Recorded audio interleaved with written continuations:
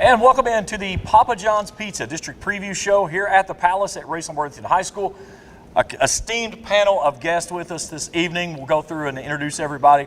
It has been the kind of the cultivation of bringing everything together over the last 11 weeks where we've been doing all of our voting that you've seen on our website at KoolHits1057.com. And these are all of your voters. So if you've got hate to throw out, these are the guys that you need to be throwing it to all the way across the board. But we're going to break down all 4 districts through the 16th region. We're going to do boys and girls. Then we're going to make our picks. We're going to unveil our final top 10 of the season. And then we'll make our picks for who we think is going to be representing each district over in Morehead coming up next week. Across the bottom of your screen, you'll see the ticker there. That's all of the games that are playing in the first rounds. We don't have championship games up there because, again, no, those are not posted yet, but we will give you those dates and times a little bit later on the show. So before we get into breaking everything down, let's start over here. We'll start to my right, and Coach Baker, we'll go down the low and let everybody introduce themselves. I'm Charles Baker, Coach. I'm also currently a principal at Sar Elementary. Hager Easterly. Jacob Hankins. Spencer Hudson, everybody knows. Bill Bradley. Guys, when we look at, we'll start with the girls first, and just jump in as you want to, but it's been no secret this year. If Kenley Woods is healthy, it's Ashland in the field. If Kenley Woods is off the court, it becomes a GOM, as Coach E likes to say. It's a GOM. There's about 4 or 5 other teams that's right there for the taking. Yeah. And again, it's going to be a question mark of what we see when we get to the regional tournament. But Coach, it's one of those deals. When you get to the big dance and the big lights come on, anything's possible on any given night. Absolutely, and it is. That's a good way to put it. It's Ashland, then it's a GOM, because the rest of those teams are just so up and down. But I said this the other day. I think I found a better analogy, actually. If you watch the old Too Fast, Too Furious Oh, here we movies, go with that. Coach, we got this one yesterday morning, didn't we? I know. Kenley This is gonna be Woods, the underwear on backwards. Bill like this. Underwear on backwards. Kenley Woods is the nitrous oxide for Ashland. When she plays, she flips that on, they go to a different gear. Coach Baker, it's you've coached over there many times, and it's about that moment at that time of one night, and any particular night, doesn't matter who it is, somebody is always on upset alert. Always. Anytime you go over there, anything can happen. You got to practice that way. You got to convince your kids anything can happen. No matter what happened during the season, no matter what your record is, go over there to win, prepare your kids to win, and be an upset. They're lurking out there. Ashland could be beaten on a given night. Coach Bradley, you know a lot of those girls very well. You were there, 2 years ago replaced. It's not been too long since you made that last trip down the bench there at Morehead. But give me the thought process of going in there as the perennial favorite, and then all of a sudden somebody comes up behind you and gets you when you don't expect it. Yeah, even last year with when we had Kenley as a starter as a freshman, and we thought we were the best team. But even going to the district, that day before the districts, it's always my favorite day of the year to practice on that Sunday at the court you're going to play in. But that day of the game, you're so nervous. I don't care who you're playing. Just get us out of here and go to the next game. It's going to be a lot of fun for certain when we get everything put together. But we start tomorrow around the districts, the 61st through the 64th. Championships will be decided on Wednesday, Thursday, and Friday, depending on which district you're talking about. The preview show, we'll talk about it a little bit later on the show, over at Morehead State on Saturday morning. And then the regional tournament gets started on Monday, March the 3rd. The girls will play on Monday and Tuesday. Boys on Wednesday, Thursday. Girls semifinals on Friday. Championship on Saturday. And then we'll come back the following Monday and Tuesday and do the boys. Girls play first this year at the Sweet 16. Then we get a week break because Rupp Arena's hosting an NCAA first round matchups. So they got to pause it so the boys don't play. It's almost like the year we played during COVID. They played almost at the end of March, first part of April. That's kind of where we're going to be this year for the boys Sweet 16 as well.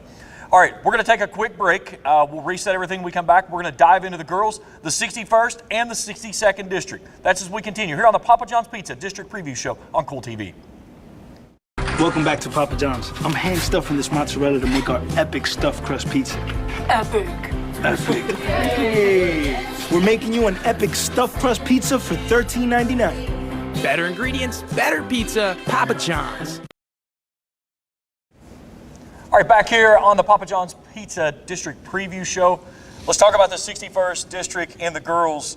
Jacob, I'm going to start with you. I'm going to put you on the hot seat. Let's talk about when you look at the 61st. It was Menifee County was everybody's favorite pick at the beginning of the year. Rowan County, then Bath and Fleming County, and then all of a sudden Rowan County comes out of nowhere and goes 6-0 in the district and knocks off Menifee County early, and he gets a big win there in game number 2. But you've seen both of these teams play, and you had Rowan County the other night, and they're coming on at the right time.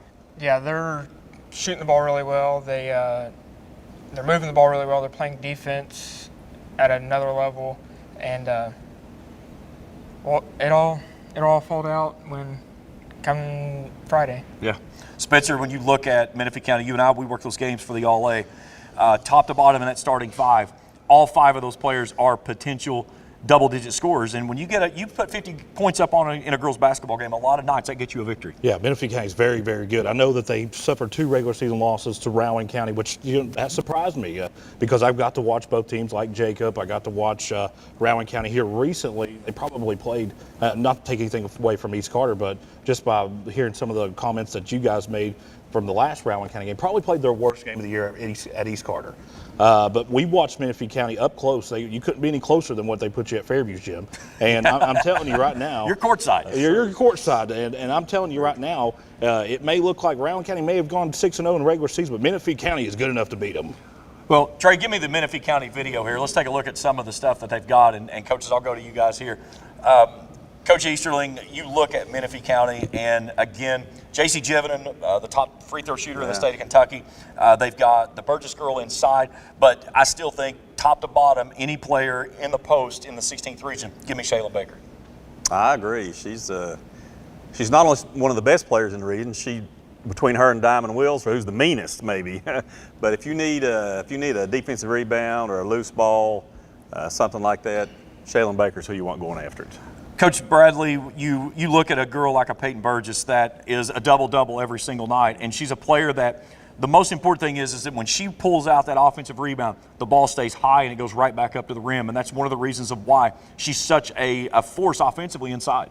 It does, and that's what keeps you in the ball game. So the garbage buckets, those cheap ones you get from breakaway layups or offensive rebounds, and that breaks another team's back too. You give up a rebound and a shot, the rebound and a shot.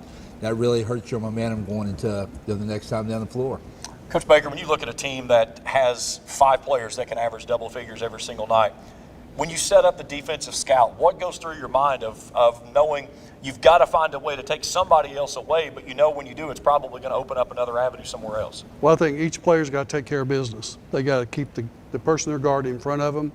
Don't let them get to that seam, get to the rim where they can dish, give other people good looks. So I just think solid, hard-nosed defense, stay in front of the ball, stay in front of your man, no easy shots. McKenna Smith, another player on that team, she transferred in out of Morgan County, and Coach E, she was a phenomenal player at Morgan County, and she just kind of fit right in at Menifee County and gave them another option. And the thing that she has, she's a great post player, but she can really step out and hit a mid-range jump shot. Yeah, she can. She's got some good size, very physical player. Burgess is a great player. She's not a physical player. Smith kind of filled that role that they needed. And Coach over here mentioned you talking with him about defense. That's really, to me, is what is holding Menifee County back. If they want to be a serious threat to beat Rowan County, win the district, be a threat in the region, their defense has got to get better than what it was during the regular season. Just add one more thing to that before you go to a different district. Me and you got to watch Fleming County in person. That is not a bad team. No. Fleming County has done a phenomenal job. They've got some really good pieces. Coach Jett, in her first year there, she's been in a lot of ball games. Yes. And that is a team that is coming on, and it's a team that you cannot fall asleep on coming this week because they will get you. Yes. They've been in a lot of 1-2 possession ball games. It's been on the losing end, and they are far from a 6-win team this year. They're kind of like the Cincinnati Reds of the area. God, they don't probably insult them hang on a minute. Let me finish this. They probably lead the 16th region in 1 or 2 point losses. Because we got to watch them. They're a good team, and their record is not indicative of how good they are. Yeah. It's just being able to finish the game, I think, is kind of the obstacle that they need to overcome. But listen, Fleming County, they could, we saw Bath County beat East Carter last night, guys. It could happen. It could happen. So you look at Fleming County, they lose by 25 to Rowan County. Mm-hmm. Then 3 days later, they turn around, they push Menifee County to the brink and lose by 3. Yeah. After that blowout loss to Rowan County, which was 2 back-to-back losses, by the way, they lose by 6 to Mason. They beat Greenup by 20 and lost by 4 to Nicholas County. Well, and I think Menifee County blew Fleming out early in the year also, didn't they? Like Yes. by 30 or something like that. And that's what happens in the postseason, and obviously Bill and Bate can tell you this from coaching too. You cannot look past that first round game in the district. That's when you get There beat. is no safety net. And yeah, if they're doing that, Fleming County could easily beat Menifee. If they're already thinking about playing Rowan County in the finals, it could happen. And Coach Bradley, you know this all well as well as Coach Baker. It's hard to beat the same team 3 times in one season. And like Coach E said, the first game they played 62-24. That next game at Menifee County, 68-65. It is. That's a testament to the coach, how much they improved during the year. And, you know, you play a team twice, and for the third time, you can come up with a whole different strategy, too, knowing what does work and doesn't work. And they may come out and hold the ball for a while and pass the ball 10 times or throw a different kind of press that the other team hasn't seen. So, yeah, it could be a challenge. For Fleming County to get that win, they'll have to make it a muddy water game. It'll have to be a low scoring. Some people will have to get in foul trouble. A game will be decided at the free throw line. Top deal. I think that the Fleming County, whoever's got Fleming County in that first round, you can, like you said, don't sleep on them, man. They played very well at East Carter, and East Carter's fortunate to win that game. And one thing that we've all talked about so much this year, and Coach Baker, we've talked about this in our group, when you have a team that's consisted of 5 players and that's your rotation, when one of those people go off the floor, you lose a lot, and that's Menifee County because it falls off a cliff whenever they have to go to the bench. Go back to what you referred to Rowan County and East that night. East played very well that night. It wasn't Rowan played Yes. bad. I thought East played very well that night, putting it together. But, you know, postseason play, everything is 0-0 records. But Fleming County's got to find a way to put Menifee off their game. They got to change. They got to coach somehow to change things up. Because you're not going to practice to lose. You're going to practice to win. And it's out there. You got to convince your kids it's out there. We have been in that situation, Coach, me and you before, Few way times. back, Yeah. that we were the underdog, but you had to change the game of that other team to favor your team, and you got to make it happen. A game that comes straight to me because I was with you guys in this game. 95 district championship, Yeah. East and West Carter. Yeah. We went into stall ball because there was no way we could run with West Carter that year. And I think it was like 8-6 at halftime. And because we had slowed it down, We've seen we one of played those this 5 out, and it worked for a half of basketball. But it's something that you have to find your momentum, execute the game plan for 32 minutes, and that's what's going to get you that first round win. Coach Baker, as I recall, didn't you do that to Lewis County one year too? Was that first round? I wasn't going to mention that to the late Merle Was that first Kidwell. round district? That's first round districts, wasn't it? Yeah. And I was at that game scouting, and Yeah. you know, I thought they were the clearly better team. Oh, they were far better than we were, But not your on game- that night. But your game plan was great. You took care of the ball. You got to change what they want to do and do what you do. I mean, we practice hard to do it. And I convinced the kids that we do this, we can win. and then once it got tight in the third and fourth quarter, Rip you them could right just here. see you guys were really buying into it. And Okay, what's this got to do with Fleming County and Menifee County? We're talking about the girls right now. That's what If you want to know what our group text looks like over the year, this is what it's been for the Let's last go. 3 months. Good job, Bill. All right, hey, let's jump into the top seed in the 61st district, Rowan County. And Matt Stokes, we were talking about this.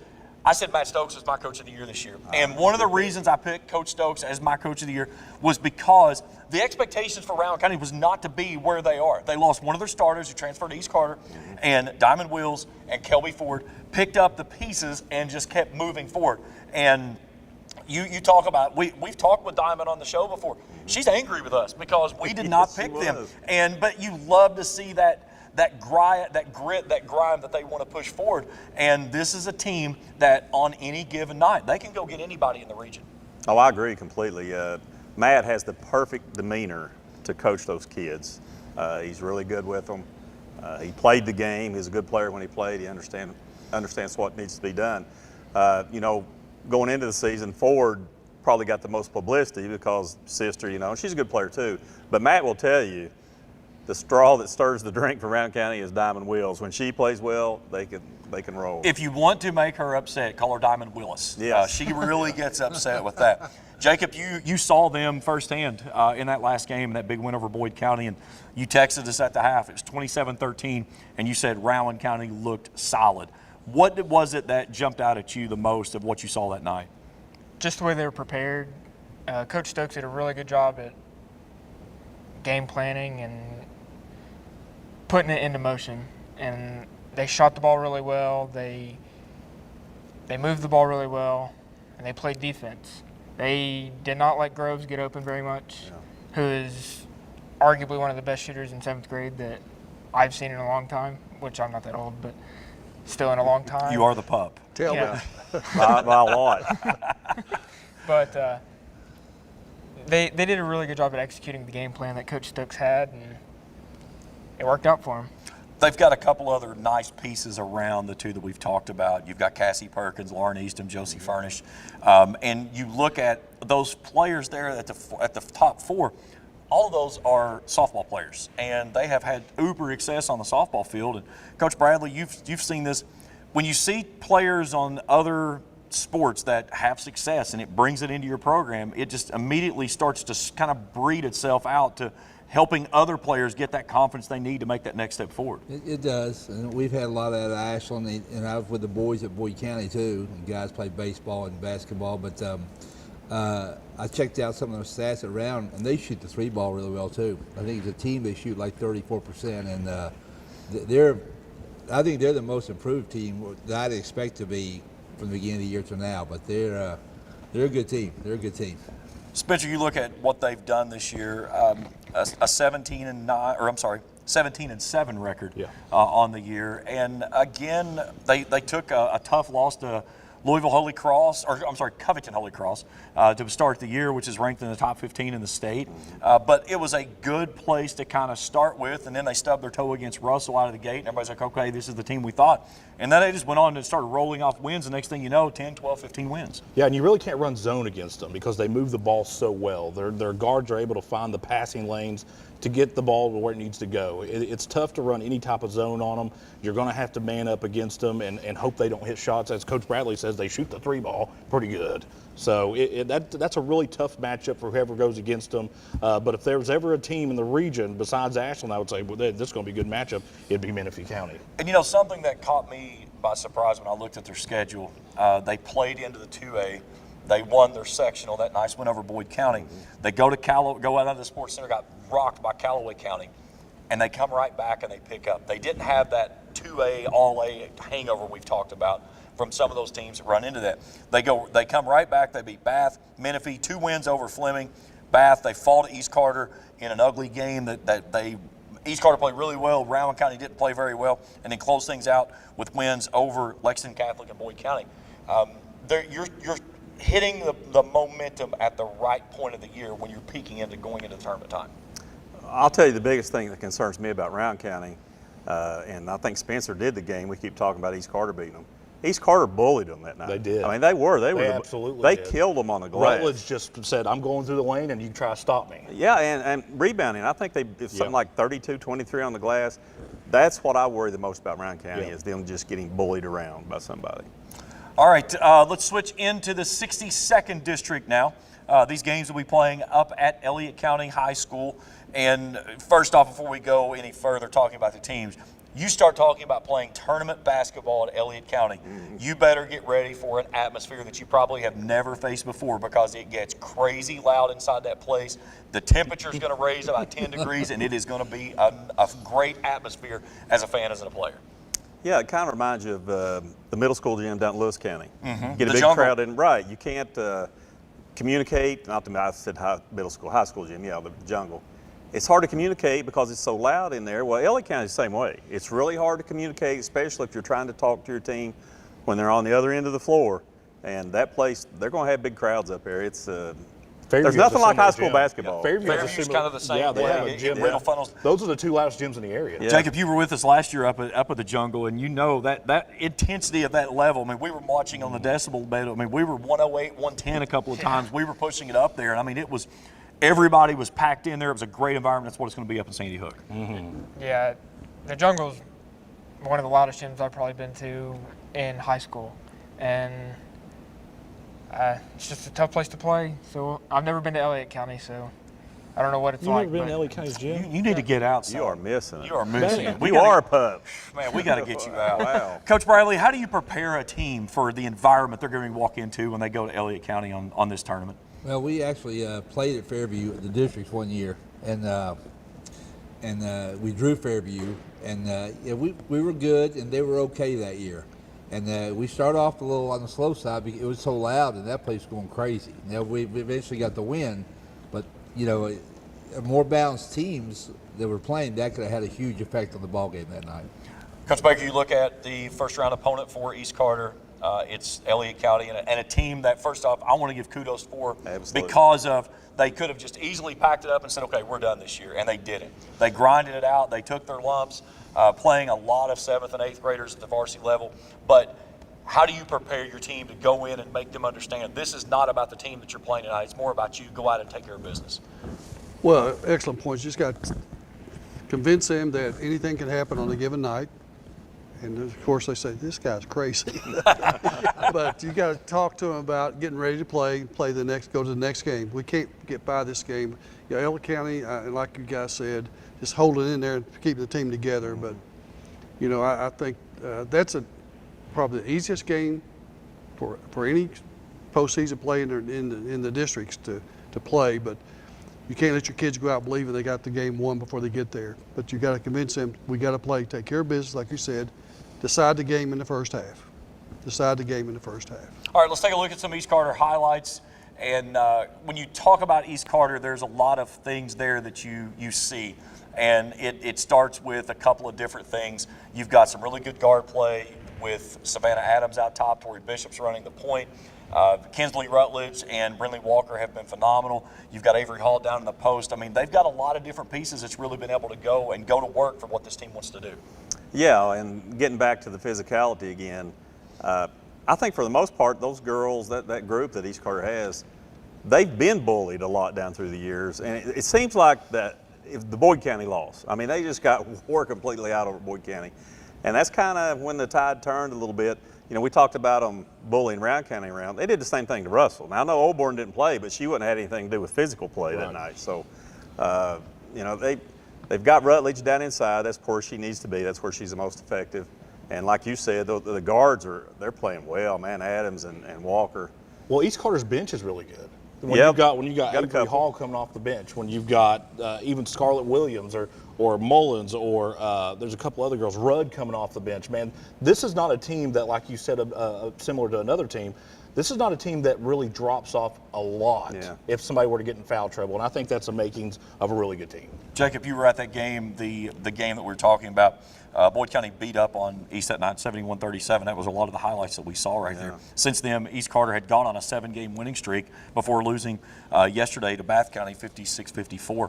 What was it that night that you saw that East Carter maybe found a gut check moment that allowed them to start rolling off those wins? Just getting shots to fall. They got good looks. They just couldn't get anything to fall that night. And I think once they finally started making shots, because in the second half of that game, they rolled off a few points and got some good looks at the rim and just scored in bunches and made that game a little bit more, can't think of the word, respectable. But they just looked sluggish and couldn't get anything to fall. Coach Bradley, you have a game like that, 71-37, you lose, you come back into practice. What do you do to hit the reset button that puts that team into a game to where the next 7 is victories? And then, again, they take an ugly loss yesterday to Bath County, and you have to hope that right there didn't put them in the wrong spiral that they need to be in going into postseason play. Yeah, they'll be okay. I mean, if they lost by 2 points to Bath, you know, you get a beat down like that, though. You know, I thought this coach had done a great job teaching the game to these kids, but once that happened, when they got blown out that game, I think they said, well, we just got to get tough now. I think that's really helped them come a long way that way as well.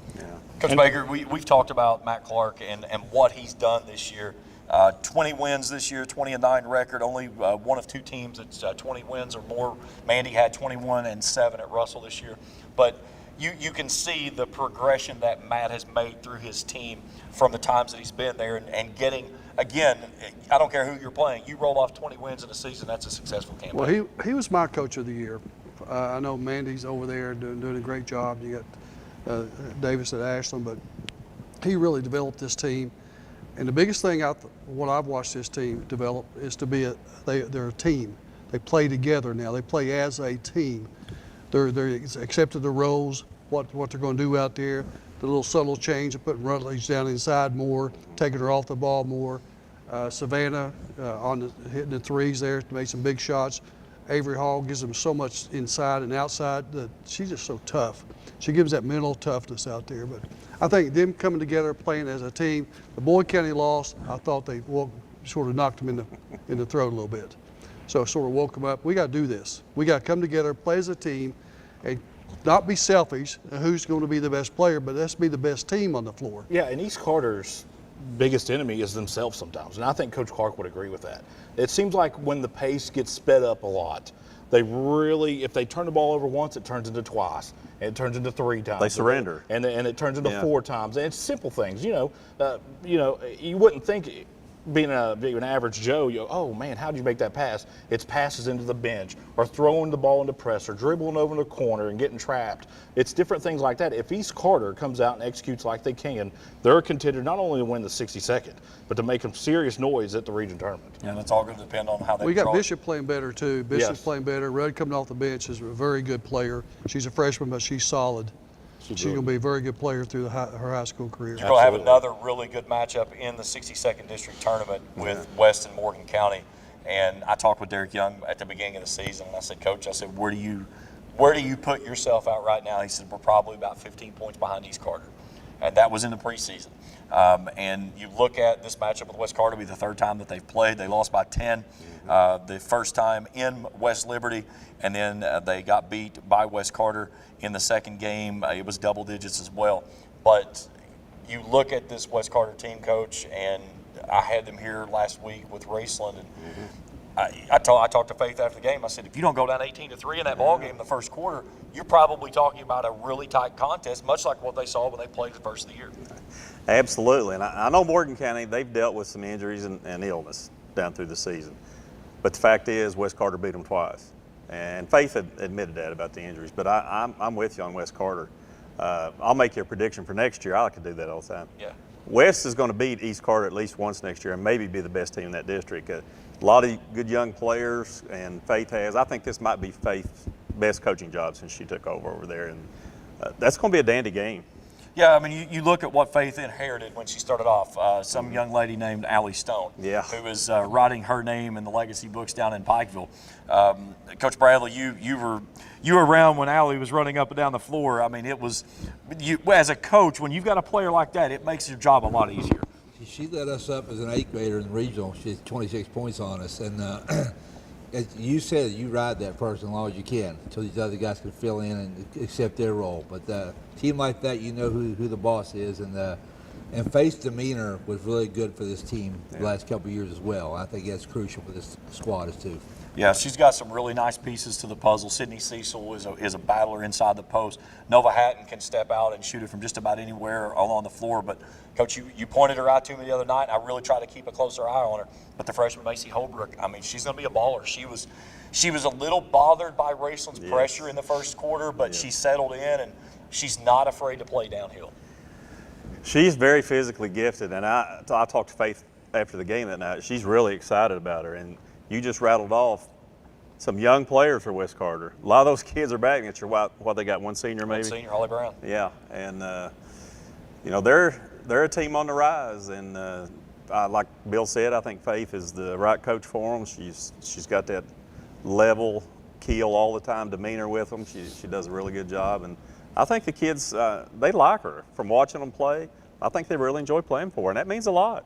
Coach Baker, how a team like Faith, what she's been going through, winning 3 or 4 games and winning 6 or 7 games, now pushing it up this year. She's out to an 11-16 season in the regular season. How big would it be just to get that group of kids onto the floor at Morehead State? It'd be great just to get over there, building the program, and like Coach said, Easterling there, for next year. But getting them through that gets them to believe in you, as a coach. What you're saying is coming true, so they get to buy in what you're trying to teach them. So very important if they get to Morehead there. But she's done a great job, and she is a good coach. She knows when to push the pedal, when to back off on them. She does a good job on that. So very young, and you're going to have those spells where you're going to have a drought where you don't score for 6 or 7 minutes with young players. That's going to happen. But she doesn't lose her patience with them. That's very important. All right, we're going to step out for a break. When we come back, we will head over to the 63rd district. That's going to happen right here at the Palace this week. And we'll check in with that 64th district matchup. And then we got the boys coming up a little bit later on. That's as we continue here on the Papa John's Pizza District Preview Show on Cool TV. I got kicked off campus, but they let me back on because my dad knew the dean.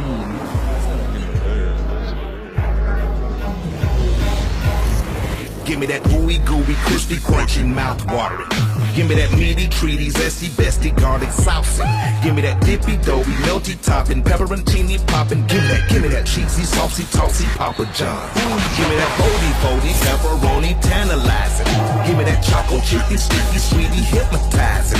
Give me that dippy, drippy, drummy, whippy, Papa wangin'. Give me that cheesy, saucy, tossy Papa John's. Better ingredients, better pizza, better get you some. Now I'm talking about, yeah. Got it. Back on the Papa John's Pizza District Preview Show. Hey, we got to say a big thanks to Brian Greenhill and Papa John's and Grayson Flatwoods and Louisa. They hooked us up with all the food this evening. Again, we can't thank them enough for taking care of us this year for the 16th Region Boys and Girls Basketball Show that we did. Wrap that up yesterday. And just, you know, when you've got great people like Brian and Rebecca and what they do, you love to have those people on your side because they're great for the community. Yeah, he's been a big supporter of athletics at East Carter, and really at West Carter too, since he started with Papa John's. And he's actually, I'm old again. I coached Brian when he was in high school. I was assistant coach at Bake. So, but he loves doing that. I mean, some people do it just for the publicity, but he loves supporting kids like that. Yeah, he really does. Brian and I, we coached baseball together when our sons were young. One of my sons that we coach is the one producing our show today. But it was just a lot of fun, him and Sean, watching him, and now we look back at where we are here. Yeah. But yeah, thank you so much, Brian and Rebecca, for everything that you guys do. Across the bottom of your screen again, the rotation there, that's all of your first round district matchups, the district boys or girls, and then the time that those games will be played. And again, we did not put the tournament championship games on the bottom of the screens because, again, we don't have the teams for those yet. But we will mark those out a little bit later on. Guys, when we talk about the 63rd District, I'm not taking any sleight of hand against Lewis County or Greenup County, but I think it is a odds-on consensus. This is a Raceland Russell championship game that has been in the making for quite some time this year. I would probably agree with you. I think Lewis County has a chance. I'm one of those that on a given night anybody can be beat. Do I think it will happen? Probably not, especially being here at Raceland. But those are definitely the two best teams in the 63rd. They've proven that, like you said, all year long. And when we get to the picks, I know there's been one person here for about a month now has been saying the streak at Russell is going to stop. So we'll see. We'll see who that is. I wonder who that is. I don't know who that might have been, but we'll see if that person says it with a chest whenever it comes up a little bit later on the bin. Coach Bradley, you coached against Mandy for so many years, and you look at what she's created from when she started, all the way from her years, the 3 years she spent at Fairview, and then bringing that program over, and what she's done at Russell. But I mean, she has etched her name in one of the top names of the coaches around the 16th region. No questions. Mandy's one of the best I've ever seen about having their kids accept their roles. You know, sometimes they're the stars, sometimes they're hidden. The ones who just rebound. The ones who want to play defense, that's all you do is play defense and help us out a little bit on the boards maybe. And I think that's one of her claim to fame is teach the kids to accept their roles, and they play hard. There's no doubt about that either. Coach Baker, you look at a team, and we call it life after Steele. You lose a Shaylin Steele, you lose a Bella Quinn, and you had the other senior in there, Hannah Sanders. And then you expect this team to kind of fade away maybe a little bit to where they were from last year and what they do. They lead the region in wins at 21-7. Mandy named Coach of the Year earlier this week. But how much does that speak volumes of what she's doing? It's not just as a team, but as a program. Well, the one thing she does is uses the bench as a teacher. And Bill talked about accepting the roles. If you don't accept what she wants you to do, I got a seat for you right here. And when you want to do what I want you to do, we'll give you some time. And she does that. And Bill Bradley did that too. This guy did that too. I never did do that, but no, he never did that. But if you want a kid to get into your program and accept what you want out there as a coach, you got to sit them down, and they'll get the hint because they want to play. And Coach E, one of the things that you look at what Mandy has with her is she's got a great staff. Yeah. And when you look at what Russell brings to the table every night, defensively they're going to be in your face from the time they get off the bus, and it starts with Gary Morris. Yeah, he's the defensive coordinator of basketball. If you have one of those in basketball, it'll be Gary. But I agree with you. And Mandy, I think without a doubt, she changes defense more than any coach in the region, boys or girls. I mean, if somebody calls a timeout, whether it's her or the other team, you can guarantee it's going to be a different defense coming out that first possession. So that's very hard a lot of times, and especially if you're in a gym that is loud like we've been talking about. You changing defenses, and the other team's got to recognize it. She's great at that. She really is, and she's done a tremendous job at Russell. Jacob, you were here for this game that we're watching right now with the highlights, and Gabby Oborn, she's got to be excited about getting the chance to play 2 games in this gymnasium. Yeah. They'll play Greenup in the first round tomorrow night in the opening round, and then if they advance, they'll get game number 2 in the championship game on Thursday night. But that first matchup with Raceland here, 37 points. She was 6 of 12 from the field, 4 of 8 from long range, 13 of 19 from the free throw line. And she was gassed. And, Coach, you were watching that game too. But, Jacob, I mean, you could see there was something special that night that Gabby Oborn had, and they needed all 37 of her points to get out of here with a victory. Yeah, she took it to a different level that night. It was probably the best game I've seen her play. And it's safe to say that they needed her that night because they couldn't get Darnell going. She couldn't hit the shots. Gabby stepped up and filled in and really took on the point guard role, and just made sure that she could get what she needed done. Spencer, when you've seen Russell a couple of times this year, what's one thing that's kind of stood out to you the most about what Russell's had to offer? They're a very good defensive team. Very, very good. And, you wouldn't expect anything different. You said Gary Morris. He's their defensive coordinator. Yeah. Well, you wouldn't expect anything different then. Russell is a team that, like you said, had to learn to play without Steele. And I think when you got Oborn and Darnell, and they're both playing pretty well, you put them up in that top 3 in the region, man. And I'm not going to make my pick. I got to really bite my tongue here. Because I know that some That's there's coming mixed later. emotions down through the line here, but I will say this: I think it's playing right in Mandy's hands. I think it's playing right in her hands. And if you notice at the end of games, and and people are going to shoot me to death for saying this, I don't think there's a better game manager than Mandy Lane with the lead with 3 minutes left. She's solid with the lead, and that was one of the things they had to manage how to get out of here with Yes. that win back in January. Yeah. Coach Bradley, would you look at the other player that we're going to talk about here? We've talked about Gabby and how big she's been. Last year she was the 6th man. She was the energizer bunny for that team. She came off the bench and brought a lot of energy. Had to really learn to accept that role as the starting point guard and how to lead and continue that energy without going out and picking up cheap fouls. But on the other side of that, Kennedy Darnell had to make that next step forward, and what a step forward she has made. I've watched her since as a 7th grader, and Mandy and I, we always kidded about this. I said, the first time I watched her play in 7th grade, she looked like a deer on ice on new legs. And now you look at her as one of the most dominant people in the 16th region. She is, and she's talk about taking roles on. Mandy's given her every role: rebounder, shooter, point guard when Gabby's out. She's had to do everything, and always with a lot of hustle. Very, very intelligent player. She knows the game. She knows what Mandy wants. She knows what Gary wants on defense, and obviously they'd be lost without her. Well, the team that they may be playing, as long as everything goes by the chalk that we expect it to be, is going to be Raceland, who's going to have to defend their home court. They've got the game tomorrow night. In the second game, they'll play against Lewis County at 7:45. You can catch the entire 63rd District Tournament, boys and girls, right here on Kool TV. Coach Bradley, one of the players that actually, I'm gonna start with Coach Baker first. One of the players that I think has really stepped to the forefront for Raceland this year has been the senior Emma Broughton. She took the junior year off. She came back as a senior, and I talked to Marty Thomas about this, and I said, tell me what's the biggest thing that you've seen from Emma. And she came and she said, I want to be that player that I was before I quit. And he goes, I don't want you to be that player. I want you to be the senior that understands how much the game meant to you when you stepped away from it. And he said she watched her make that next step forward. Well, taking a year off really helped her. I think it re-energized her. But what he told her was exactly what he should have said to her.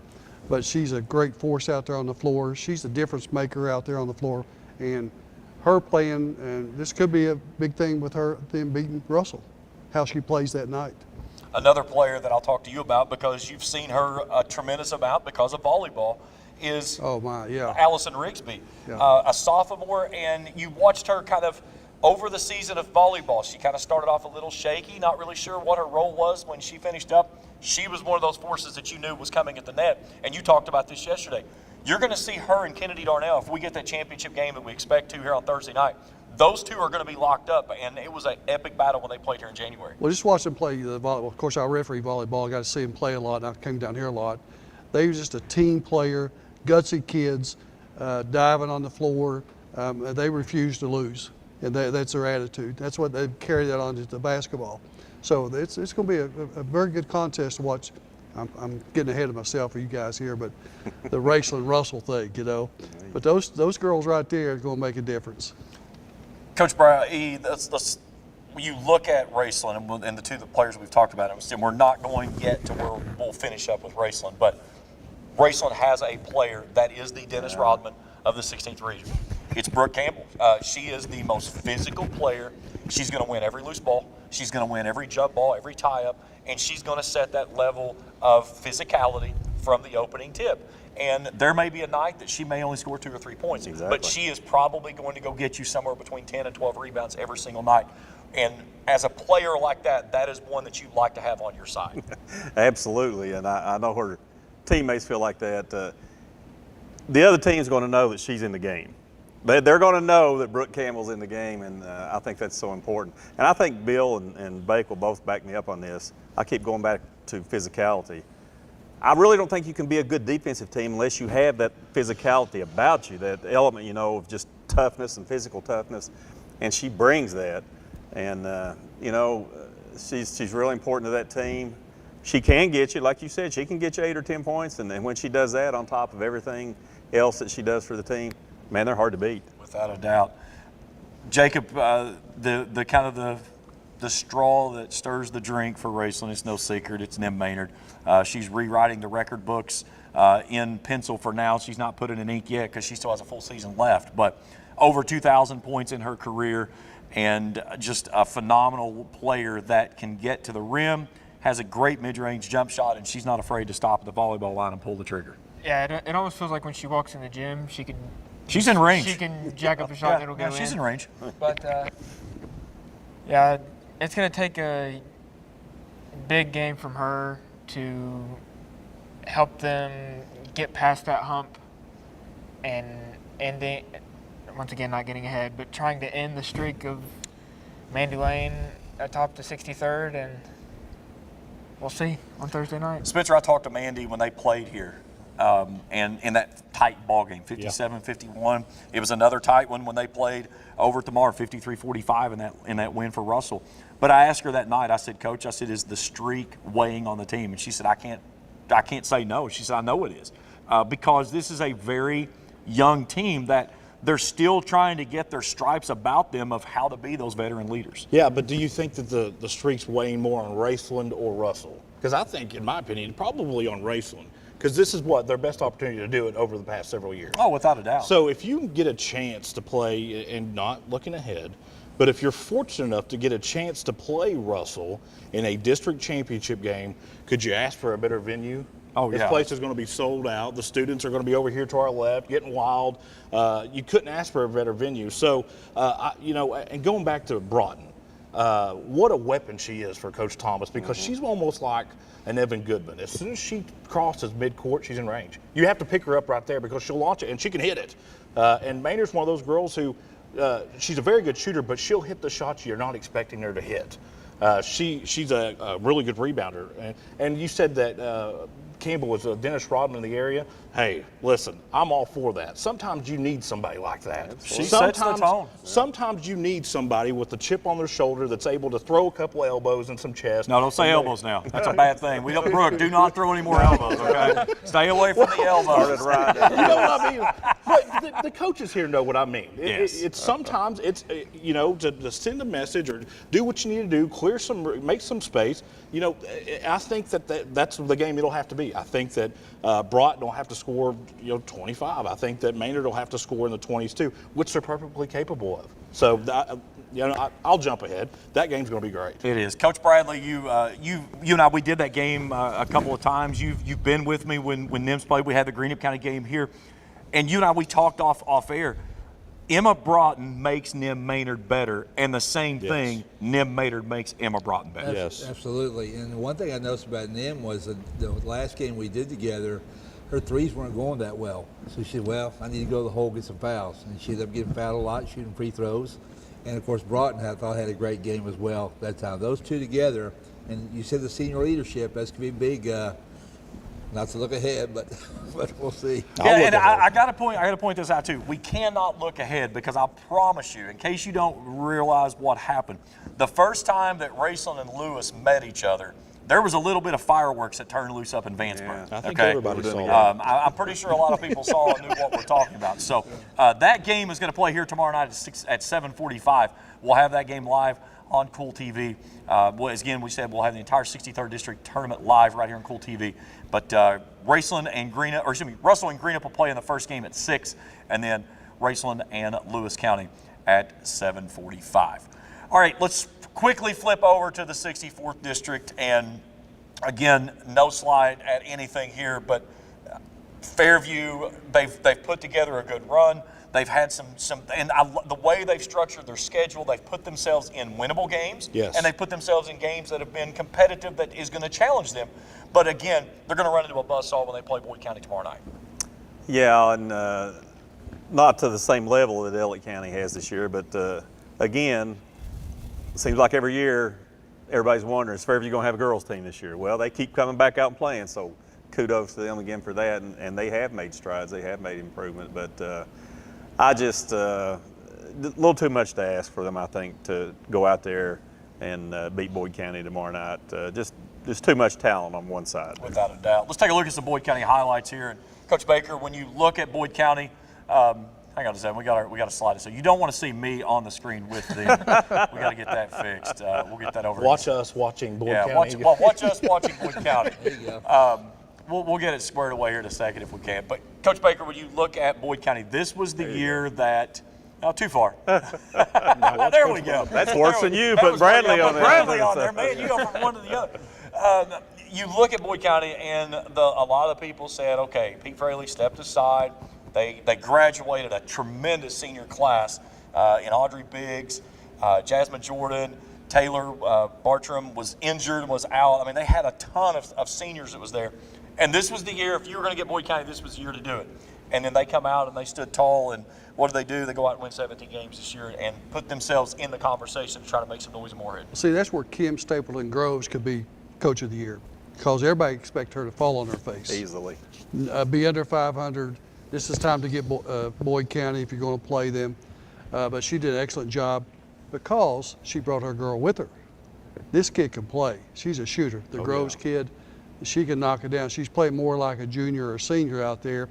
Her confidence, I think Spencer said earlier, you got to pick her up when you go across half court. Yeah, she's got to guard her too. You got a handful of those players in both. But she's done a great job on the defensive side of it, teaching her kids about playing defense and toughness, where she learned from this guy right here. Hard to say she had a good teacher when she played. Well, I'm going to brag for you. You don't have to brag on yourself. I was going to help you out here now.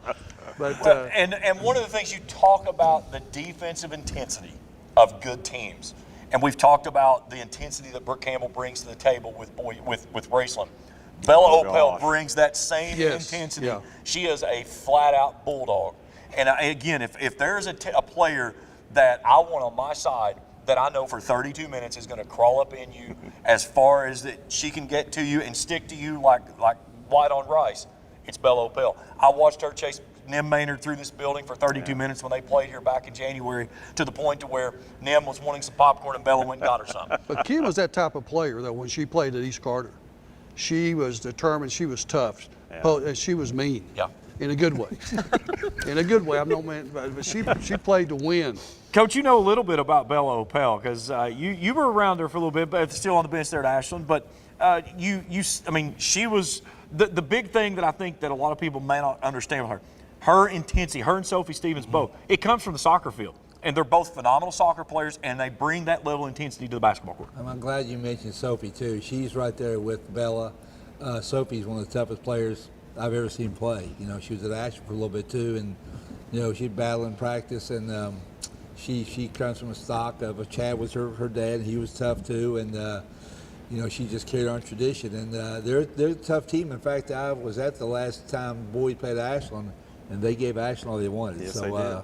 They're coming around at the right time. Jacob, when you look at what Boyd County has to offer, I mean, you saw them against Rowan County, and again, maybe it was an off night for them, but you've seen them a couple other times. What's the one thing that you're impressed about most with Boyd County? How they shoot the ball.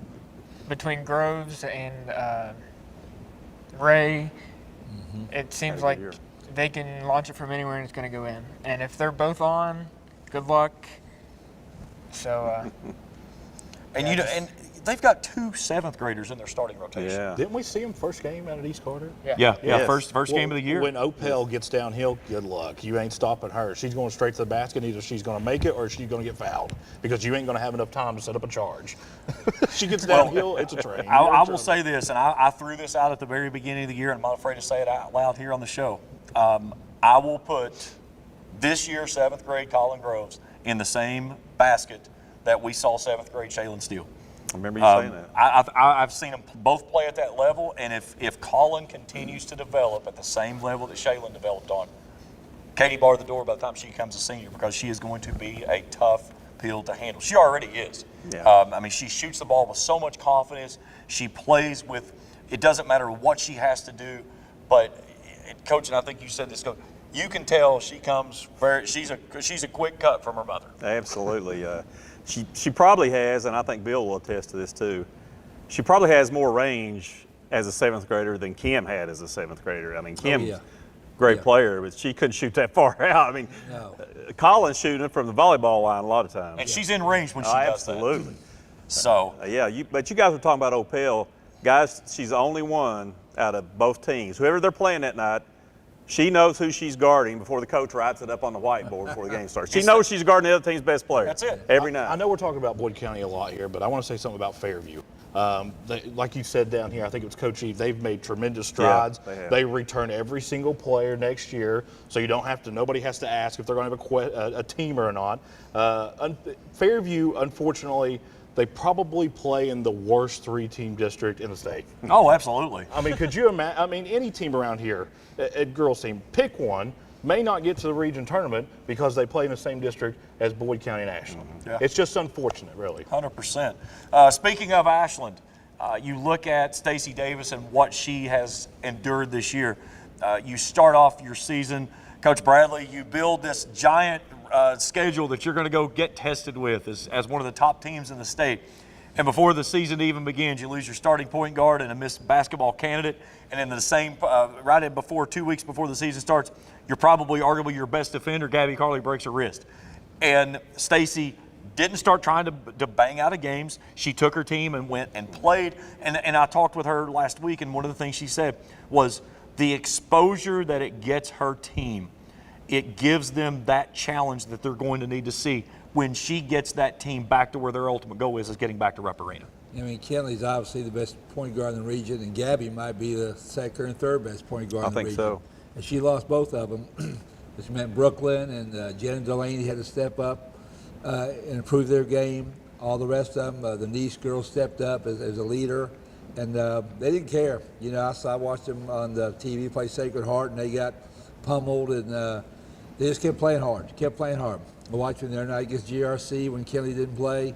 Now they get beat by almost 30, but it was close for a while. And their defense, they're battling, and as far as you said about the toughness, everybody, Coach Baker and everybody, and that they've got the toughness. There's no doubt about that. Coach Baker, what's the biggest thing when you see a team like this that they had the expectation, as everybody said at the beginning of the year, it's Ashland and everybody else, and then the question was Kinley going to be able to play? And then she made it back. Now she's kind of in limbo. The safe thing to say, if she's back, it's Ashland in the field in the 16th region without a doubt. But having those other players that has allowed that bench to continue to grow for Stacey Davis has been huge. Well, playing the 16th region, I think, is good. And the strength of her schedule was excellent. The exposure she gets her girls out there. And knowing those kids are going to come back, and they played 14 games. I think 14, I don't know what, Carly played Something what? like Yeah, it was 14. close to 14, 15 games. So, but getting those kids back, and you're going to Louisville, going to Lexington, playing those schools, it just makes you better, makes those that 8-girl rotation or 9-girl rotation a lot stronger, makes your team stronger, and it's going to make you, I'm really jumping ahead here. He's trying to get to next week. I can already see it. It's going to make you tougher in the big house. Absolutely. I'll say that. So I'll say it that way. I will say this, only team in the region that went undefeated against region opponents. Yeah. They were 9-0 in the region. And Jacob, you look at the first time they played, Ashland handled them. It was the worst loss that Boyd had ever taken to Ashland. The second game, Boyd County had it within, I think, 4 points. 5 points in the last 4 minutes, 3.5 minutes to go. Yes. Now you've got to go back and do it again. And again, you look at it, district championship, probably Ashland and Boyd is a given. But how, and again, here's the thing in the 16th region, guys. How bad would it suck as a team to win your district and draw Ashland as a runner-up? Because Boyd County did the upset in the district tournament. A lot. But that would suck really bad, but that's where it is. But Boyd County, without Kinley Woods on the floor, has got a legitimate shot of going and win district championship. I agree.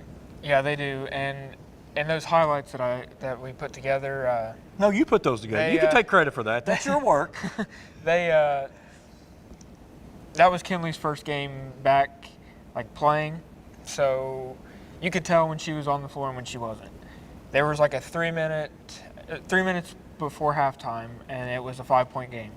Well, she went in with 3 minutes to go, and it was a 15 to 20-point game at halftime. So she's just that pacemaker, her and Carly both, and they control a lot, and we'll see come, what is that, Thursday? Yeah, Thursday would be the girls' championship will be Wednesday. Wednesday, yeah. Boys' championship will be Thursday. They're going to play the boy-girl doubleheader tomorrow night over at Anderson Gymnasium. 6 and 7:30, I think, are the times for those. And then they'll play championship games at 7 on Wednesday and Thursday in those. Two names that I want to throw out for Ashland.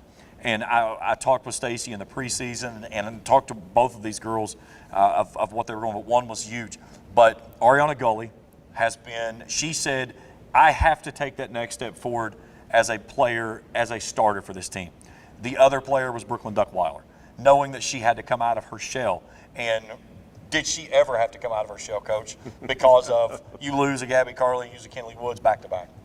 Yeah, and she got anointed before the season started when Stacey knew that those two weren't going to be there. Hey, you're going to play point guard. Yeah, by the way. So something you've never done before at this level. But, yeah, I'm with you on both of those. I'd say Gully's probably the most physical post player in the region as far as the girls go, and she's improved tremendously. Her footwork, finishing shots around the rim. She can finish and ones now. Does a really good job at that. And Duckweiler's just an athlete. I mean, she is, man. She's an athlete, and she's one of those kids that Stacey could probably put at any position, and she would excel at it. She did a good job at point guard while those girls were out. But, you know, guys, you look at Ashland, and in my mind anyway, I don't know if you guys will agree with me or not, they basically have 7 kids that you could take one of those kids and put them on any other team in the region. They'd start. Absolutely. They'd start. 100%.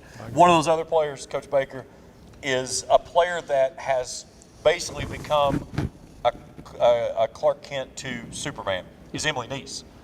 She was one of those players that had to step to the forefront when Gabby was out, when Kinley was out, and how much better has it made her now that those two are back. And she doesn't have to be Superman every night, but she's a player that can go out and get you 15, 20 points on any given night. Well, those two kids being out made her a better player. 100%. More playing time on the court. Didn't have to look over her shoulder about coming out. But she's just a solid player. And I'm going to go, they have 8 players that could start for anybody in the region. If you take the top 8 rotation. Yeah. And I'm not going to go 9, but I know 8 for sure. 8 for sure. I would agree with that. Troxler would. 100%. Yeah, Troxler's going to be a handful too. When She as is. she goes, I mean, you look at Alexis Troxler's only a sophomore, and this is her first year of true varsity action. But man, she would play in Jim Boeheim's Syracuse 2-3 so well. I mean, he would put her right there in the middle and say and I mean that gives you so much extension on the wings that you can do with her. But man, we could go off a whole different tangent on that one. Yes. All right. That is a wrap on the girls through all 4 districts. We're going to step out for a break. When we come back, we're going to flip over and go through the boys the same way. We'll do the 61st and the 62nd, then we'll do the 63rd and 64th. Then we will unveil our final top 10. Some wanted to change last night, by the way. I wasn't one of them. That wanted to make some adjustments to their polls, but it was locked on Friday night. So I will throw that caveat out there. But we'll unleash our final top 10 polls for the girls and the boys, and then we'll make our picks of who we think is going to be representing the districts over in Morehead State beginning next week on March the 3rd. That's as we continue on the Papa John's Pizza District Preview Show on Kool TV. Welcome back to Papa John's. I'm hand stuffing this mozzarella to make our epic stuffed crust pizza. Epic. Hey, we're making you an epic stuffed crust pizza for $13.99. Better ingredients, better pizza, Papa John's. Campus, but they let me back on because my dad knew the dean.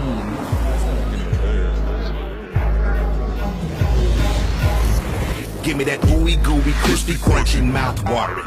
Give me that meaty, treaty, zesty, bestie, garlic saucy. Give me that dippy, doughy, melty topping, pepperoncini popping. Give me that cheesy, saucy, tossy Papa John's.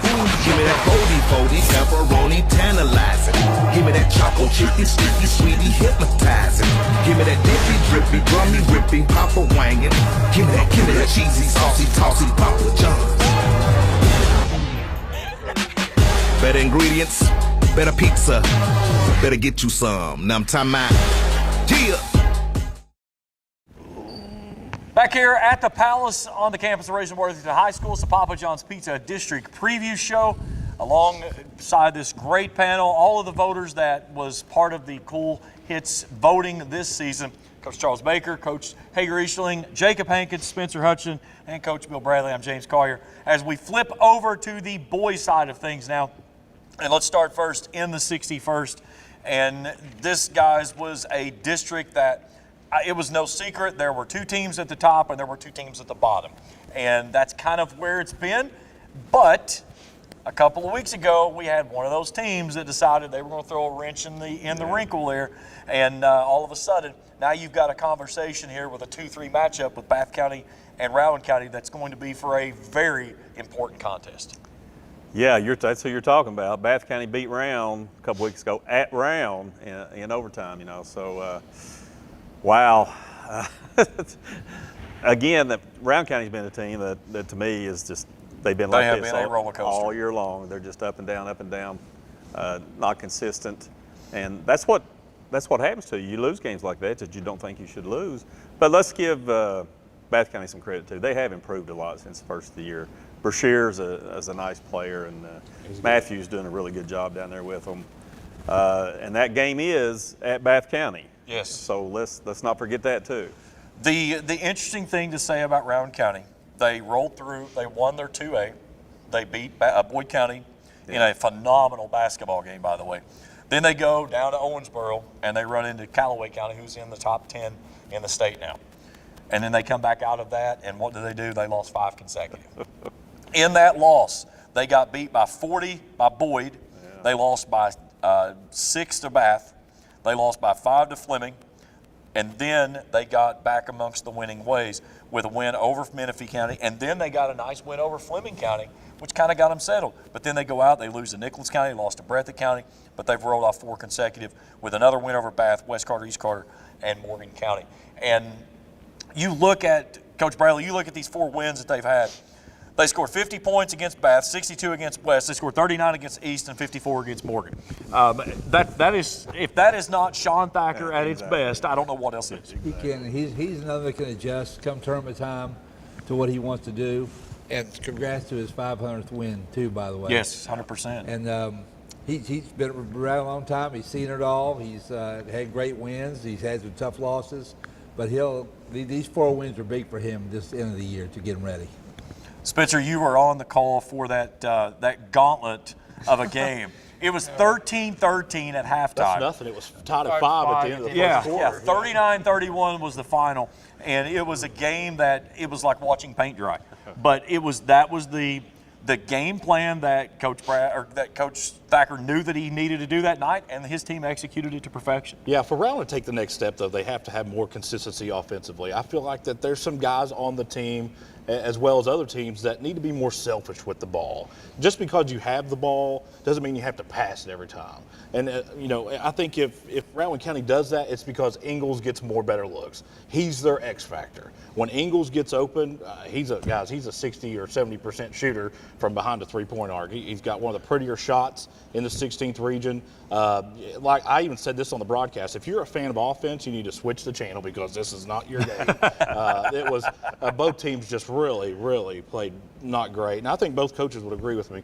But, I think with Fleming County being healthy now, with Jolly coming back, guys that were banged Healthy-ish. Is he healthy? Right. But I'm Healthy-ish. saying I think it clears the water a little bit for that district. I'm not saying that I'm not going to make my pick or nothing, but I think that it adds a little more consistency. And I think we all watched Fleming County go to Ashland and play. They played very well, but you could still tell they weren't 100%. So, but Raceland County is a really, really good team. I compare them kind of like a Lewis County. They're very good defensively, but sometimes their offense goes into the shell and they can get beat by anybody, man. Jacob, one thing you look at what Rowan County does well is if they can score in transition, that's where they are deadly because they can move the basketball from one part of the floor to the other and it never touches the floor. Yeah, and that's if you want to win games, you have to be able to run some. But Thacker doesn't like. It's kind of away from his game plan. He really likes to sit down and just keep it low scoring and. That's for sure. And try No doubt. to. Now that night, I think they had Coach come off the bench. Coach did come off the bench. He was dealing with some Man, sickness. he's good too. And he's a phenomenal. So I kid. think that had something to do with he wasn't 100%. So I think that had something to do with the low scoring side of it. But when they're healthy, I think they could push, and I think they could possibly give Fleming a run for their money come district. Yeah, they've already beat him once. For Coach sure. Baker, when you look at Sean Thacker, knowing the fact that he's been dealing with illness like every team in the region has been able to deal, but he knows how to make the adjustments to say, okay, guys, tonight we're going to have to score 60 to win this game, and then he's going to say, guys, we can't give up more than 35 tonight if we're going to win. Well, he's been around 500 wins that night against East. They beat East 39-31. And I didn't think either team was going to get to 40, and they didn't. So, but he is Rowan County, like someone said there, is a transitional team by their defense or rebounding, and they want to get down the floor. But it seems like just watching them come to the end of the season, they're sort of putting a brake on and pulling it back and limited possessions. And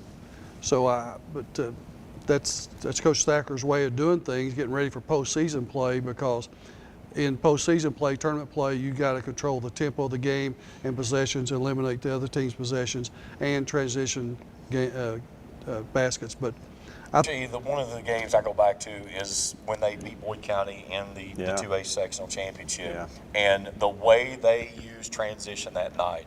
I mean, it was 84 feet, and the ball was never touching the floor, and that was what really gave Boyd County a lot of trouble. I think you're 100%, maybe 110% correct on that, James, because to me, what really gives Rowan County trouble, and here's two guys that would really have done it, I think if you can get your team to play to the scout, you can really make it difficult on Rowan County. What I mean is, and I'm not throwing shade at anybody, okay, the coach kid. I don't think I've seen him take a shot outside 10 feet all year. He's going to drive the ball. So that's the way you play. Just the opposite with Ingles. You take away his three, he's not the kind of player that's going to fake, get to the rim on you. So you take those things away, it makes it difficult. Therefore, best way we can score, guys, get it out, push it down. Let's go get some early threes for Ingles. Let's get Coates in the open floor, get him to the rim. I think they have to do things like that. And they did go down and beat Fleming County, but let's not forget, I think Jolly set that game out. Jolly was out there. Jolly was out that game, and they really, really, really struggled against East Carter's 2-3. Yeah. They could not move the ball well enough. They were kind of disorganized. I said on the broadcast, they look extremely uncomfortable because Cole was kind of pushing his defense out. It was a really half-court extending- game. Yeah, it was. And like you said, until they started pushing the pace, I mean, it was a 1 or 2 point game until the very end. Yeah. So it'll be interesting to see how this plays out. This is a very dangerous game for Rowan County because we had Bath County here last week, and I will tell you this, if you fall asleep on Preston Russo's or Montana Brashear, they will light you up for 25 or 30 and not even blink an eye. Those two kids can take the basketball from any point of the floor and can come up with points on it. And that's something that Rowan County has to be able to understand. You cannot allow those two guys to get in rhythm at home. Yeah, we've talked about not looking past that first round game. This is definitely one where you do not want to, hey guys, we're playing Fleming County in the finals. I think it's Friday night, their finals. Is Yes. that right? So if they do that, go to Bath County, they could easily be sitting at home. For Bath, real big. It's one of those teams where anywhere else, I don't think Bath could beat them. But at Bath, they get them. I think East Girls learned that last night. That's a really tough place. It's a tough place to go play. It's almost like playing at the Marv. Their gyms are similar. I'm telling you that the sound, there's gyms in this area, and not every gym's like this. The sound funnels down to the floor. And when that gym gets real loud, it makes it really, really tough, and there's no loud The other thing, too, is the way that it's a very open gym because it's got a lot of open space up top where it's got that walking track. And it does. It gives you a little bit of a, kind of like in here on the other end behind us here, that it looks like that. But that one's going to be a phenomenal matchup, to say the least. In the other matchup, you've got Fleming County and Menifee County. And, again, no shade at Menifee County, but, again, Fleming a heavy favorite in this one. But, again, Brevin Ricker, you cannot fall asleep on this cat because he'll go out and drop 40 on you. He definitely has that capability. A lot of people probably don't know, guys, he's playing with a broken left wrist right now. He's got to have surgery since the season's over, so. It hadn't slowed him down much. No, it hadn't, and I think he actually has to have surgery on both wrists. Tremendous player, had a tremendous career at Menifee County. But I'm like you, I'm not throwing any shade. I've seen Menifee County play probably 8 or 10 times this year, and Fleming County, this is a game Fleming County should win easily. Well, let's look at some highlights from Fleming County. And again, the 16th Region Player of the Year last year of Adam Hargett moves out, and then you're like, okay, what's going to happen with Fleming County? Well, Brady Robinson moves in, and you've got Brady Robinson, you've got Seth Hickerson, Lucas Jolly. Those three are probably your three. If you put three players together in 3v3, I would take those threes and take my chances about any time you go. Yeah, that's a good place to start. You're right, but the Robinson kid, he might be their most physical player when it comes right down to it, as far as taking contact, getting to the rim, things like that. Buddy has finally moved. Early in the year, he had Hickerson playing in the middle on that 2-3. He's moved him more out to the top and the wing sometimes, and he gets out in transition a lot better that way. But we were just talking, guys, it just really concerns me about Jolly. You said healthy-ish, I agree. You watch him, straight line drives, things like he's the old Lucas Jolly. But you don't see him going in there and the water bug change of direction or spinning from this side of the lane to the other side, then going back that way again. He's just not doing that right now. And if he can't do that, they're not the team. It makes it tough. Coach Baker, one of the things you know about Buddy Biggs, he's going to play 2-3. He's going to go 2-2-1 back to 2-3. And the most important thing to be able to do what you want to do in that situation, you have to make buckets. And if you don't make buckets, it takes away half of your game plan because it takes you out of your press. Well, he's going to run the ball. He's a good defensive team, but this Hickerson kid can play. Jolly, I know he might be, you can hurt a little bit, but he competes. Oh, yeah. You say he's tougher? I mean, he's the toughest one on the floor, I think. He's tough, yeah. Can you imagine that kid playing football? Oh, goodness. And but they play a game, postseason game, I think, that's going to relax them. They're going to play their game, get up and down the floor. If you allow kids to get up and down the floor, take shots, and get comfortable in the game after the first 2 minutes of the game, they're pretty good at doing that. I want to go back to Bath County, and I'll shut up about Bath. But Bath County has a player that's 6'10", a rim block. You got a kid like that in the middle. Yeah, he clogs up the lane. I mean, he gave Welch a hard time here when they played here last week. You got Brashear out there. That's a solid. But back to Fleming. I think Fleming should win that game hands down, and I'll wait to make the other prediction later. Coach Bradley, when you look at Fleming, you lose a guy like an Adam Hargett, and then Bradley Robinson transfers in out of Bourbon County, and he just kind of feels like he fit the role that they needed at that point. He stepped in and really assumed that position, and what that allowed also to happen was Seth Hickerson to continue to do exactly what he did last year. Yeah, and that's a testament to Buddy, to have him fit in, have the other one accept him like the player he is. And I agree with you, all you guys on Jolly, though. I went to the Ashland Fleming game at Ashland, and he can get to the rim, but he just didn't seem quite right when he got there. And I talked to Buddy after the game. He said, we got to have one more guy besides those three step up. And that's the kind of guy you'll see in a regional tournament come up with 12, 14 points. Where'd this come from? And that's how always happens every year, though. It's always that first-round game. That's that right. guy comes out of nowhere. So if Fleming had to get there, Buddy will need that kind of Cropper's starting to score more. He could be the one. And he was a guy last year that was big for them in that first round. He was a guy, I think he had like 8 points in the first quarter in that first game. He's starting to do that. He's starting to do that. So, all right, let's jump over to the 62nd district now. And good luck is all I'm going to say. The number one team in the 62nd district is Elliott County, and you're playing on their home court. There will not be a single person left at the house in Sandy Hook. They'll be crammed in there as tight as they can get it. It'll be a sardine can. They'll probably have to open the doors to allow some of the heat to get out, and it will be one of the most absolute perfect basketball atmospheres for postseason time. That place, like Jacob's never been there. Like Your we're telling, body will vibrate. You've got to go to a game at Sandy Hook and get in that gym. District tournament game is one to go to. But guys, you talk about expectations. I'm going to rip the rest of these coaches right here. The preseason publication. Does anybody know what Elliott County was ranked by the coaches? I do, because he's told me 15 times, but it's okay. This is unbelievable to me. There's 15 boys teams in the region, obviously because Rose Hill didn't have a team. They were picked 14th in the preseason in the region. Who voted on that? The coaches. The coaches. The coaches. Well, what are you doing, guys? It doesn't surprise me. Here, let me pat myself on the back a little bit. I said last year, before the year's over, that Elliott County would be the best team in the 62nd district this year. What are you guys looking at? Okay. 17-6. I'm done. Get to a game at Elliott County. Greg Atkins, Coach of the Year, and yes. rightfully deserving. Yes. And because you look at what the team Greg Atkins has this year was the team he thought he was going to have 3 years ago. And then some transfers and some stuff, and you didn't hear any side things out of Greg. He just took his team, they took their lumps, and all of those kids that were playing as 8th graders are now sophomores. And this is an Elliott County team that's coming, and you better get ready because you've not heard the last of what this team brings to the table. Yeah, they got everybody back that's playing right now. They're not going anywhere. And we talked about teams getting bullied. Man, the last 2 years, they won 8 games total the last 2 years. Yeah. And everybody they played against, they got bullied. Well, that's not happening this year, especially with the big kid in the middle, Crabtree in there. Yes. He's doing some bullying himself. Spencer, you and I, we had this game that we're seeing here. Yes. It was the All-A championship game. Raceland led this game by 19 in the third quarter. And I looked at you and I said, if there's one team in the region right now that could come from behind down 19 in this situation, it's Elliott County. They made a 9-0 run, and I talked to Joe Bradley after the game, and he said, what would you have done differently? I said, nothing. I said, I think you took your timeouts right.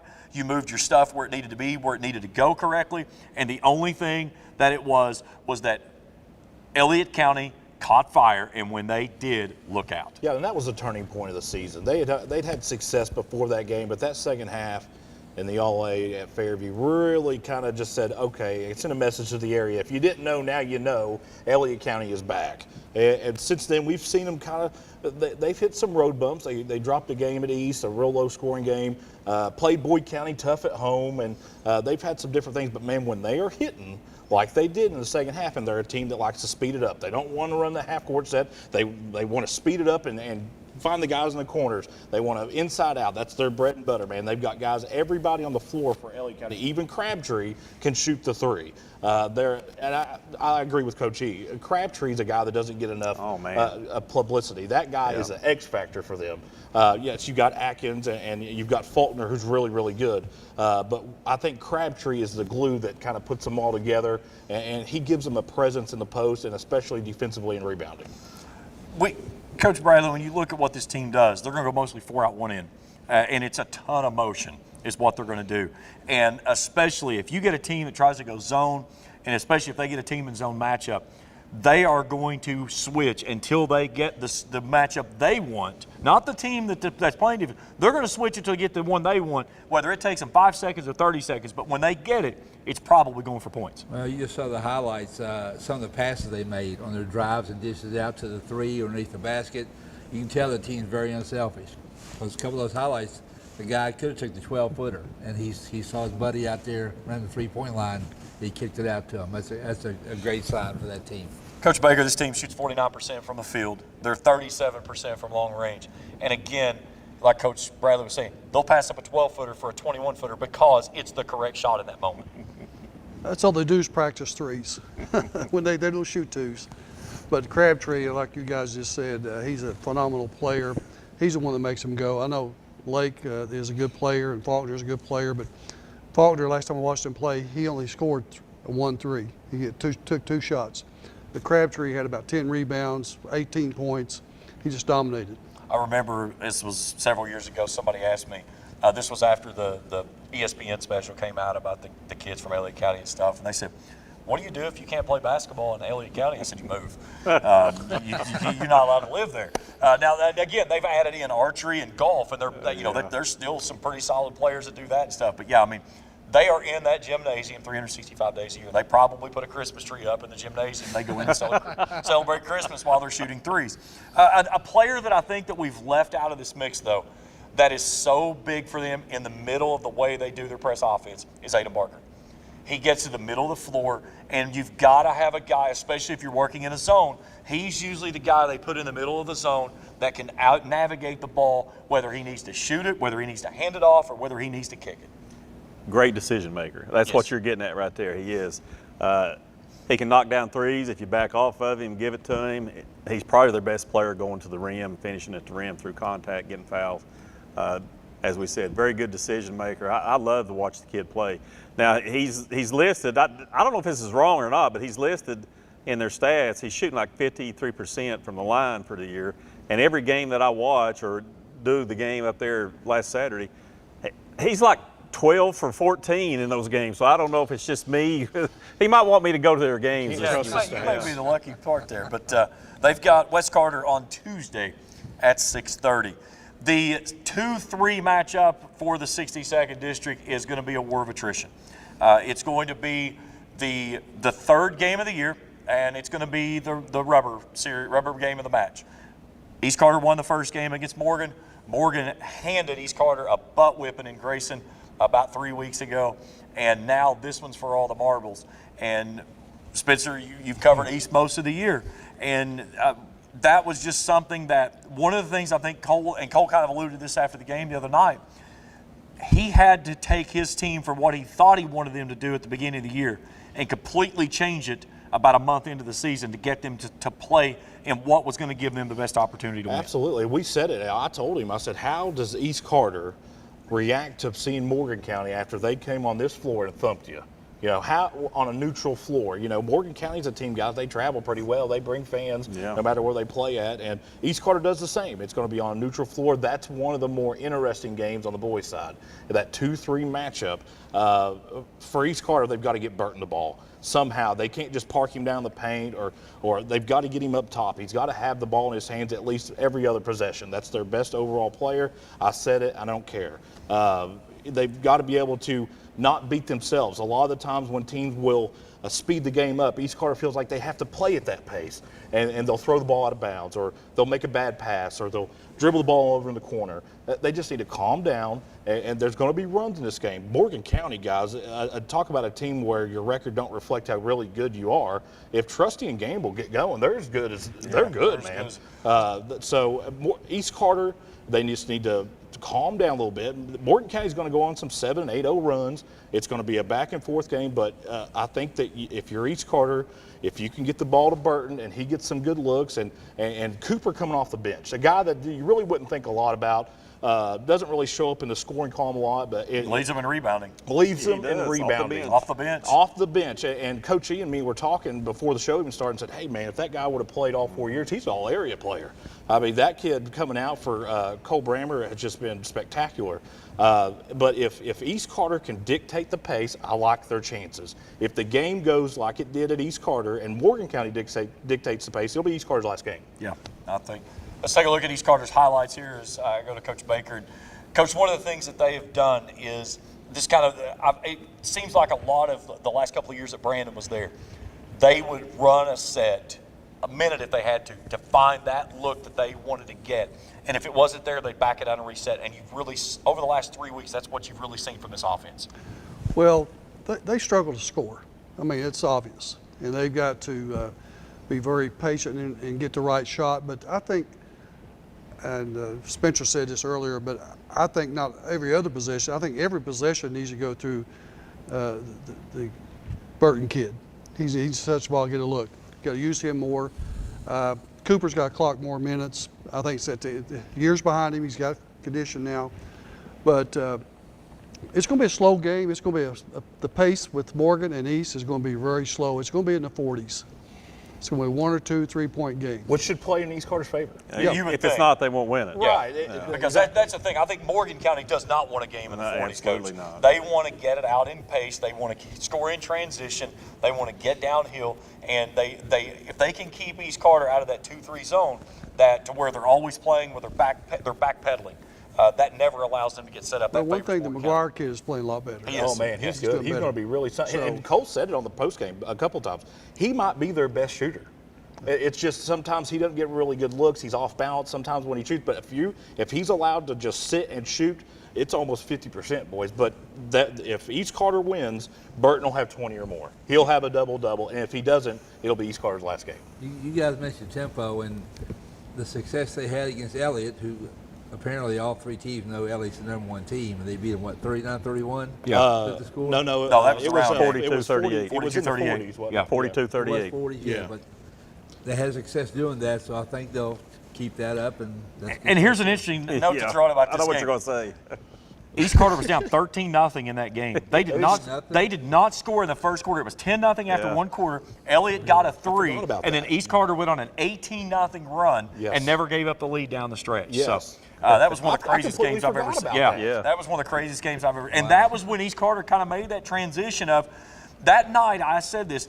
They never panicked. Right. Even whenever it was 13-0, they didn't get in a hurry. And they went down and they finally found a point, and then they got another bucket, and then you could kind of see they controlled the tempo, and it made Elliott County play right into what they wanted to. And that's something I will give Caden Tussey has done a really good job of controlling the tempo with the basketball. Yes. And another thing is, Elliott, I'm going to go back to Elliott County just real quick. I know we're talking about East Carter. Elliott County is probably one of the better teams in transition by stopping and popping. When Atkins has the ball and he doesn't have a guy right in his face, he can stop 4 feet behind the three-point line and drill it, and on a dime. So when they play that pace, when East Carter's able to set up that 2-3 zone and make teams run offense, that's when they're at their best. But somehow they're going to have to turn those possessions that their defense plays very well into points. And to this point, they haven't done that yet. I do want to put this on the note. Spencer just passed up a chance to talk about East Carter or talk about somebody else. He did, really. That might be the first time ever in the history. Mark that down in the history, okay? Write it down, The one thing I want to break this down, and coaches, I want to bring you guys in on this conversation because you really guys can elaborate on this. When you have a 2-3 zone, the reason you're in a 2-3 zone is you're trying to take away the outside shot, or you're giving up the outside shot, taking away the stuff in the middle, clog it up. Morgan County has that opportunity to bring you out of that zone. Oh, yes. And can East Carter, with the way that they've been staying in that zone so much, can they flip the switch and go to man if they have to against Morgan? Well, I'll say this real quick. If East Carter lets Morgan County's pressure affect them in this game the way they did in the regular season game, it won't matter what else happens. They were just terrible against Morgan's press. That's the worst game they played all year. All kinds. I don't know how many points Morgan had directly off turnovers. But you're right. You're giving up the outside shot. But another thing you're trying to do, James, by playing the zone, is hopefully you're keeping the other team off the free throw line. And Morgan County is the 4th best free throw shooting team in the state. Trusty shoots 90%. Yeah, they're almost 80% as a team. Yeah. As a team, and that's outstanding. And here's an interesting note to point to that game. 61-46, Yes. Morgan won that game. East Carter only had 12 turnovers that night.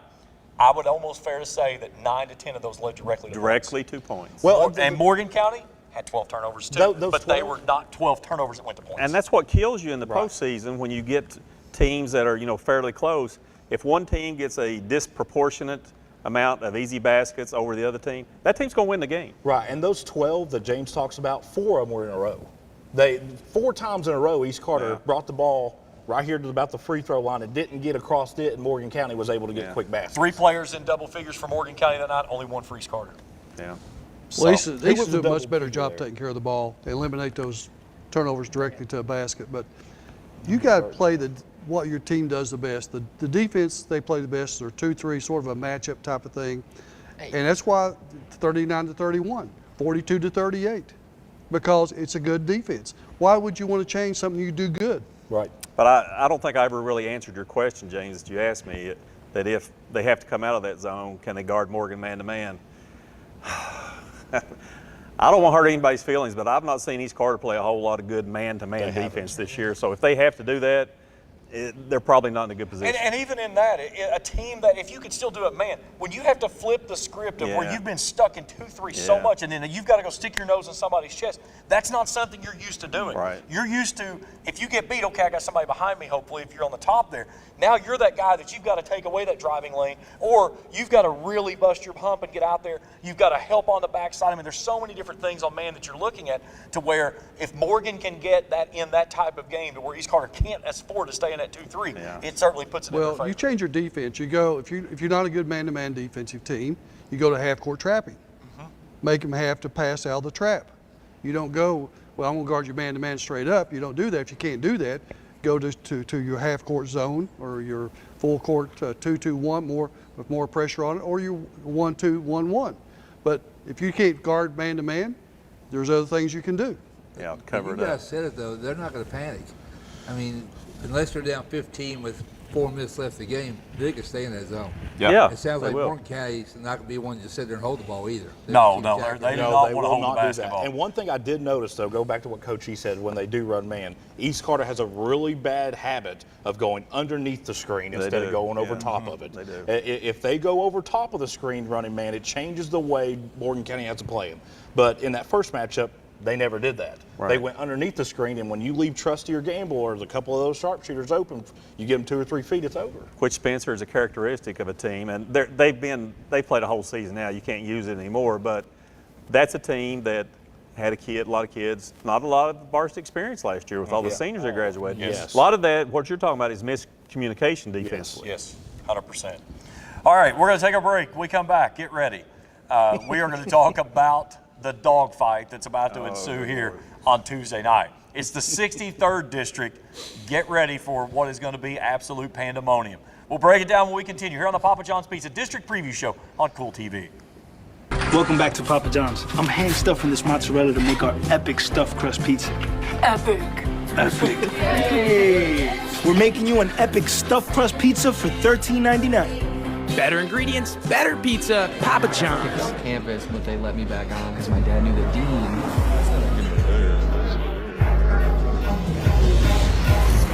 Give me that ooey gooey, crispy, crunchy, mouth watering. Give me that meaty, treaty, zesty, bestie, garlic saucy. Give me that dippy, doughy, melty topping, pepperoncini popping. Give me that cheesy, saucy, tossy Papa John's. Give me that foldy, pepperoni, tantalizing. Give me that chocolate chicken, sticky, sweetie, hypnotizing. Give me that dippy, drippy, drummy, rippy, Papa wangin'. Give me that cheesy, saucy, tossy Papa John's. Better ingredients, better pizza, better get you some. Now I'm talking about, yeah. Back here on the Papa John's Pizza District Preview Show, I want to give a big shout out Dale White and Spiced Up Gaming, also known as AKA our good friend Ben Spicer, dropping us a message in there on the chat screen. Hey, if you're in the chat screen with us, drop us a message. We'll give you a shout out in our next break. Guys, we are sitting for the moment on the floor of what is going to be a gauntlet. I have said it many times, and I will stay to it. It is the most difficult district, if not one of the most difficult districts in the entire state to get out of. The 63rd district, and every year the coaches will say this, the 63rd is going to 63rd. And we're going to start right out of the gate, number 1 Raceland against number 4 Greenup. And before we even get to there, let's talk about the pandemonium that it took to even get to that point. Because we had 3 teams in a 4-2 tie that then got decided by the RPI. And I'm going to tell you right now, I felt like Billy Bean in Moneyball of trying to figure out all the different calculations and the possibilities for these teams of, okay, if this team played and won, this is what it would do to their RPI. If this team won and played, this is what it would do to this RPI. It was nuts down to the stretch. But Raceland got that win over Bath County.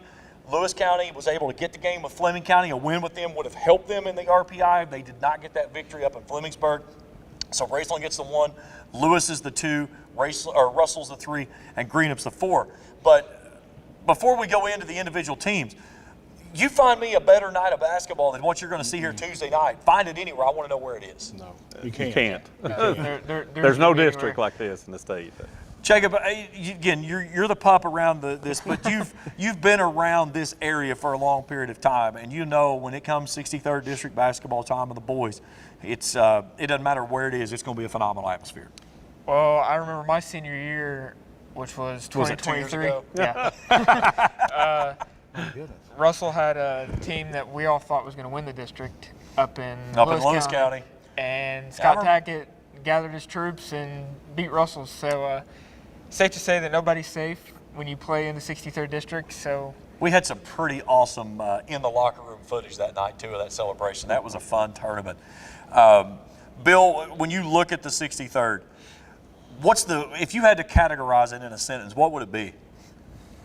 Well, Yeah, let's hear this. What you got? there's a brawl. I just call it a barroom brawl. Yeah, that's pretty good. Four tough guys going in, and let's see who comes out of it after the fight.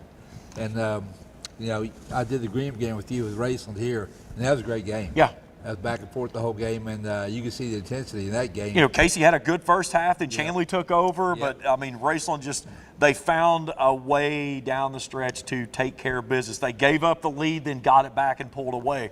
But I mean, it just shows on any given night in the 63rd, anybody's vulnerable. The intensity was there that night for sure, no doubt. The biggest shockwave I think that went through the 63rd was what happened here in that last district game when Raceland put up it was the fewest points ever scored between either Raceland or Russell in that meeting. That as far as I can go back in 97, that's as far as the district notes are posted online. But I've also been told that was the worst Russell loss to Raceland in the history since those two have been playing together. But Raceland puts a running clock on Russell in the 4th quarter. And I mean, here's what happened. It was 9-5 Russell. Mm-hmm. And then Raceland goes on a 32-5 run to end the half. Yeah. And it was just, I wrote the article in the newspaper. I said Mike Tyson's quickest knockout was 30 seconds. It wasn't quite that, but it was kind of the same thing. When Raceland knocked out Russell, they never got off the mat. Yeah, you and I did that game, and it started out back and forth, wasn't it? I think there was 3 lead changes before they got the 9-5 score. But Russell started out boxing 1. They started out the game this time. They went to it in the 2nd quarter at Russell, which is probably why they won that game, the biggest factor in them winning that game. But when we saw them starting it, you and I were doing the game, and I think we both said, you kind of get the feeling it's going to have to be Jonah Arnett that's going to step up and make shots. Well, he hit 5 threes the first half, and you talk about the proverbial pin going in the balloon for Russell and everything, they just deflated. Coach Baker, we talked with Joe Bryan after the game, and one of the things he talked about, because it was Connor Thacker that was getting chased around in that box and 1, and he told him when they came to that first time out, he said, don't go away from it. He said, I'm the decoy. He said, let me continue to run off those screens. They're chasing me. He said, skip the ball to the other side. And that skip was Jonah Arnett, who stood back here right behind us on this left corner and the left wing for 3 and just sat there and played horse. Well, with Thacker, he was probably one of the better players in the region. You got to take him out of the equation. And your other kids got to accept, I got to step up and make shots, and I got to score, and not be, what I do with it. But that's why you go boxing 1 to take him out. make the other kids have to play, but that night it didn't work. Well, here's what we're going to do. We're going to go through all 4 of the teams. This is the only way I know to do this, rather than the matchups. Let's go through the 4 teams. We'll break it down, and then we'll talk about the matchups. Let's start first with the highlights from Raceland. We've talked about Connor Thacker. We've talked about Joan Arnett, what they bring to the table. But I think one of the biggest elements that they have is they've got a couple of guys that can handle the basketball with precision. Jake Waller has been taken over at the point guard position. You've got Trey Douglas out there. Trey Douglas and Reese Hicks have kind of been running as a tandem, 1 and 2. And Coach Bradley, when you've got a guy like that you can roll off the bench and Reese Hicks, or you can roll Reese Hicks into the starting lineup and roll a Trey Douglas off the bench, and nothing stops. How big is that for an offense? I think we might have given him the start of the game. That Yeah, game we did. we did. He came out, he did everything. Defense, offense, run the floor, making shots, and that's just a spark for the whole team to get a guy like that to come in and do that. And you see a great take right there when he got to the rim, and he's a guy. He's a pass first guy, but he can get downhill. But one of the big X factors I think that Raceland has is the ability. They've got one of the biggest post players in the region in Charles Welch, 6'8", big bodied kid that is really learning how to play in the post, because he's more of a typical swing guy. He can really step out, Jacob, and hit those 10, 12-foot jump shots. Yeah, and in that video you saw him hit one from Yeah, behind he the hit a arc. 3. And, I think it was like his first of 3 all years, but yeah, he can shoot it. He's really stepped up and taken over the role of being that big guy that they can get the ball in the post, he can work the post, and really hit that sky hook kind of shot. And just, I think the offense with him and Waller and Thacker, if they all get going, it's going to be tough to handle. Something I will say about Connor Thacker is he is nights that he will go out and you will look down, and Joe Brown and I, we've talked about this so many times in postgame. I'll say, Joey had 17 points and 9 rebounds tonight. And I said it might have been the quietest 17 and 9 I've ever seen. He goes, I didn't realize he had that many. That was the key against Russell. We get to the end of the game and we look down and Connor Thacker's got 17 points, and it didn't even seem like he scored 4 or 5 points. But he's that guy that he goes out and just, he'll find points here or there, but he's a guy to where he deserves to be in a box and one because of what he brings to the table. But when you've got somebody like a Jonah Arnett that can step out and shoot it, it's like, okay, if you want to guard me like this, you're opening up him to be wide open, because now we're going to take our 4 on your 4, and we think we've got the better opportunity to do that with it.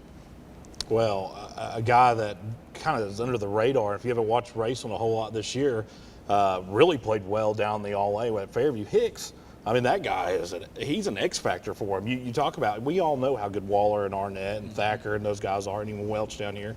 But what Hicks has added has really taken Raceland to a different level. Now it's not one of those teams, well, we can kind of play off of him and help against somebody else. You can't do that with him.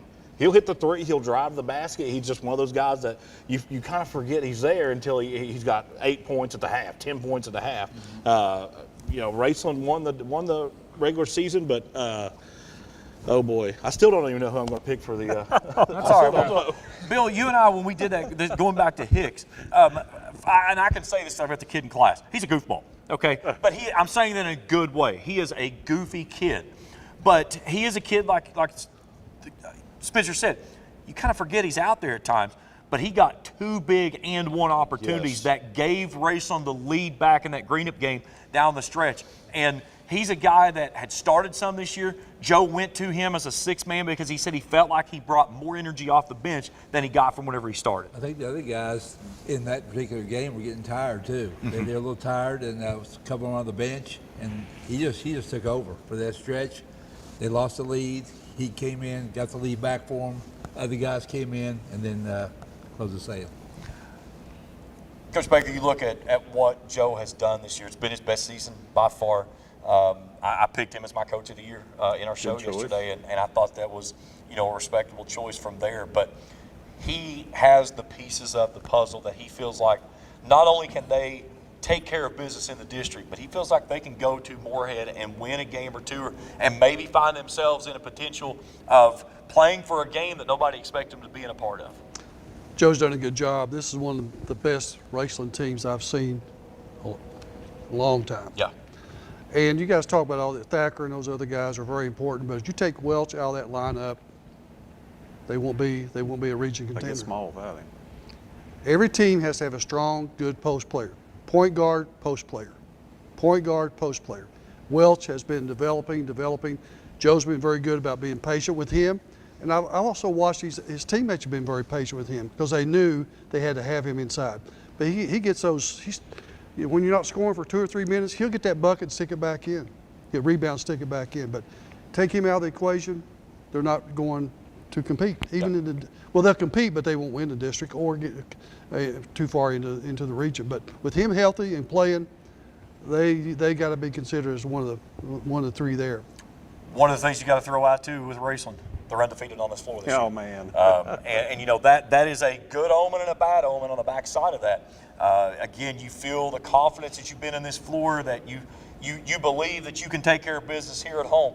But at the same time, that's also that extra weight that's sitting there on your shoulders of saying, hey, we've not been beat here, and you're in a potential game against a team that on the season, 10-19, they went winless in the district, and a team that has been a roller coaster of a ride of Greenup County, the defending 63rd district champions. They're not a team you want to let walk in here and get hot. Absolutely, and I agree with you guys on Welch. First of all, if I had to pick a most improved player in the region from last year to this year, that's who I would pick. I think he is. Definitely so. Yeah, you guys, you're right. None of the 3 teams that ended in a tie, Raceland, Lewis, Russell, lost on their home court this year in the district. Raceland didn't lose at all, like you said, on this floor. And I think that's a big deal. I think that's going to give them a lot of confidence coming in here. They're better at home, a lot better at home than they are on the road. And how big was that win they got to close the season? They go to Nicholas County and go win up there. Yeah, it was a good win. And, and with all that said and all we've talked about, and I think if you got the odds from Vegas, they would probably make Raceland somewhere 5 to 7 point favorites. But Spencer's got that line. Don't you worry. got it? Okay. I'm taking the under. But I'm going to say this too, and I'm like you. Would it shock me if Greenup come in here and beat them? No. No, because Chanley and Gaiman are some dudes. Wouldn't shock me a bit. And if Gaiman gets hot and Chanley's able to drive to the basket like we've seen him do, it wasn't even that long ago. Greenup went to Morgan County and won. That's not necessarily an easy place to win. Yeah. And so, I think Raceland will win, but would it shock me if Greenup beat them? No. I think Hayes right about the streak too. If it's like what does South Carolina girls have, a 80-game winning Something streak? like that, yeah. That weighs on you more than Weighs just on you one for more. season. One season, though, I Yeah. think it's just total confidence. Yeah. All right, talking about Greenup County, we'll go ahead and take a look at the highlights from the Musketeers and Coach Corey Allison. The thing that they've really run into is down the stretch is they've hit a terrible string of losses. After that win at Morgan County, they lose to Raceland, Lewis, Mason, Boyd, and then they got the win Friday night against West Carter, 41-32. But it's all about, can the pieces of the puzzle fit for 32 minutes? And for the most time this year, that's not been the case. It's never been Casey and Bryson and Gavin and Bradley. It's been this one or that one or that one. It's never been that collection of like what we saw from last year. Yeah, they just, they had Lewis County down 17 points in the second quarter down at Greenup the last time they played them guys. I mean, and they played, like you said, they played Raceland tough last time down here. They just, they hit those lulls, especially toward the end of the game. They just can't close games out. And I think Gammon and Chanley, man, I love those two kids. Good. I think they're very talented. But they just, it's just like a car that has a miss in it, and you can't find that miss in the engine. Well, where's that miss at with Greenup County? I don't know what it is, but there's something just that they can't close it out. Jacob, you've been around them a lot this year, and it's been that you'll have one of those four that I've mentioned that will have a big night, but you're always missing that connection for two or three of those guys that add that piece to the puzzle to make them get to that win. Yeah, there's been multiple games this year where they've gotten down 10. 10 was the magic number. We always joked about. They always got down 10, and they're always playing for behind. They couldn't fight back to get over that hump and really get that extra edge. I saw it happen a couple times. They found their footing and actually fought back, and I think they did it against Wheelersburg, and then they did it again against East Carter, and actually got some really good wins there. But they just need to find that third piece. And once they get that going, I agree with Coach. It wouldn't surprise me if they beat Raceland here. That would shock me, honestly. It would. I mean, Raceland's a good team, guys. I'm not saying Greenup's. we're not saying that. We're not saying that at but all. I'm saying it would be surprising. We're saying this is the 63rd district. I so know, we're but- saying- And here, I will say this. I'm going to go back to what Haig said. That car's got a miss in it. Yeah. Well, you know what happens every once in a while when you try to find the miss in a car? It goes away. Yeah. And when it goes away, that car runs better than it's ever run all year long. That's the last thing that Raceland wants to do is let that miss find its miss for just about a half a basketball and let Greenup get running. Because, again, that is a dangerous team. And that is a game that Raceland cannot come in here and say, we've not lost here. We're looking ahead to playing a rematch of Lewis or Russell, and we're looking ahead to Morehead because that is a recipe that will get you beat. I totally agree, but it would surprise me if they beat Raceland. Oh, Especially I here, would say too. it would. I don't say it would be a surprise. It wouldn't surprise me because it's the 63rd district. It would be an upset, Oh, yeah, for sure. but it wouldn't surprise me. But just because of the 63rd is going to 63rd. Yes. So, all right, let's go to the 2-3 matchup. The number 2 seed, Lewis County. This was, again, these two teams split in the regular season, and this one is going to be a dandy. So let's take a look at our Lewis County highlights. The one thing I will say with Scotty Tackett of what he's done with his team this year is when they post Absolutely. and Drew Noble touches the basketball, they look so much better with everything else they try to do. And what that also brings into the piece of the puzzle, it sucks the defense away from Puente, it gives driving lanes for Bivens, and that team just looks like a whole different animal. Did you all watch any of that game the other night when they went down to Fleming and played? That's a perfect example of what you're just talking about. And you and I have talked about that all year. Play through Noble first. Well, they started out doing that. Like we talk about every time, Fleming County, you know what they're going to do, 2-2-1 back into a 2-3. Hope you take quick shots and miss them. That's Fleming's hope. Lewis County comes out, they're playing through Noble, and they get up 7 or 8, something like that, to start the game, and then they forget about him. And now, when they get across half court, it's quick threes, one pass and a 3, and Fleming County's out and running, and before you know it, Fleming County is up 7 or 8. So they just, man, they have to do that. And this team, I know Scott Tackett's he's got to be aggravated to death with some of these games. But hey, guys, like he said, he's talking to Brooke Campbell there a while ago. Don't throw any elbows. Lewis County, play through Noble. I thought you were going a whole different way with that. I did too. I thought we were going Coach Baker, Scott Tackett calls Drew Noble the best back to the backboard, back to the rim player in the region. And he's a guy that when you give him the ball on the post, he has such a touch around the rim that he finds so many baskets that looks difficult and he makes them look easy. Well, I definitely agree with that because he's on my starting 5 out of the region. Yeah, And he's the player that needs to be the post player, but you've got to give him, I agree with all you guys, more touches. Got to go through him, and it makes everybody else better. Once he can get, so the season's over, but that one night, if they realize that, it's going to make the game easier for them. Puentes and all those other kids you talked about. Just let him touch the ball, see what he can do with it, because he's going to kick it out. He's a smart kid. That's what they did. He's going to kick it out. If he doesn't have a shot and he's double teamed, he's going to kick it out and let you step into that 3 and knock it down. Coach Bradley, how big of a part of the game is that of a guard that, again, you're that guy. You want to be that guy for the team.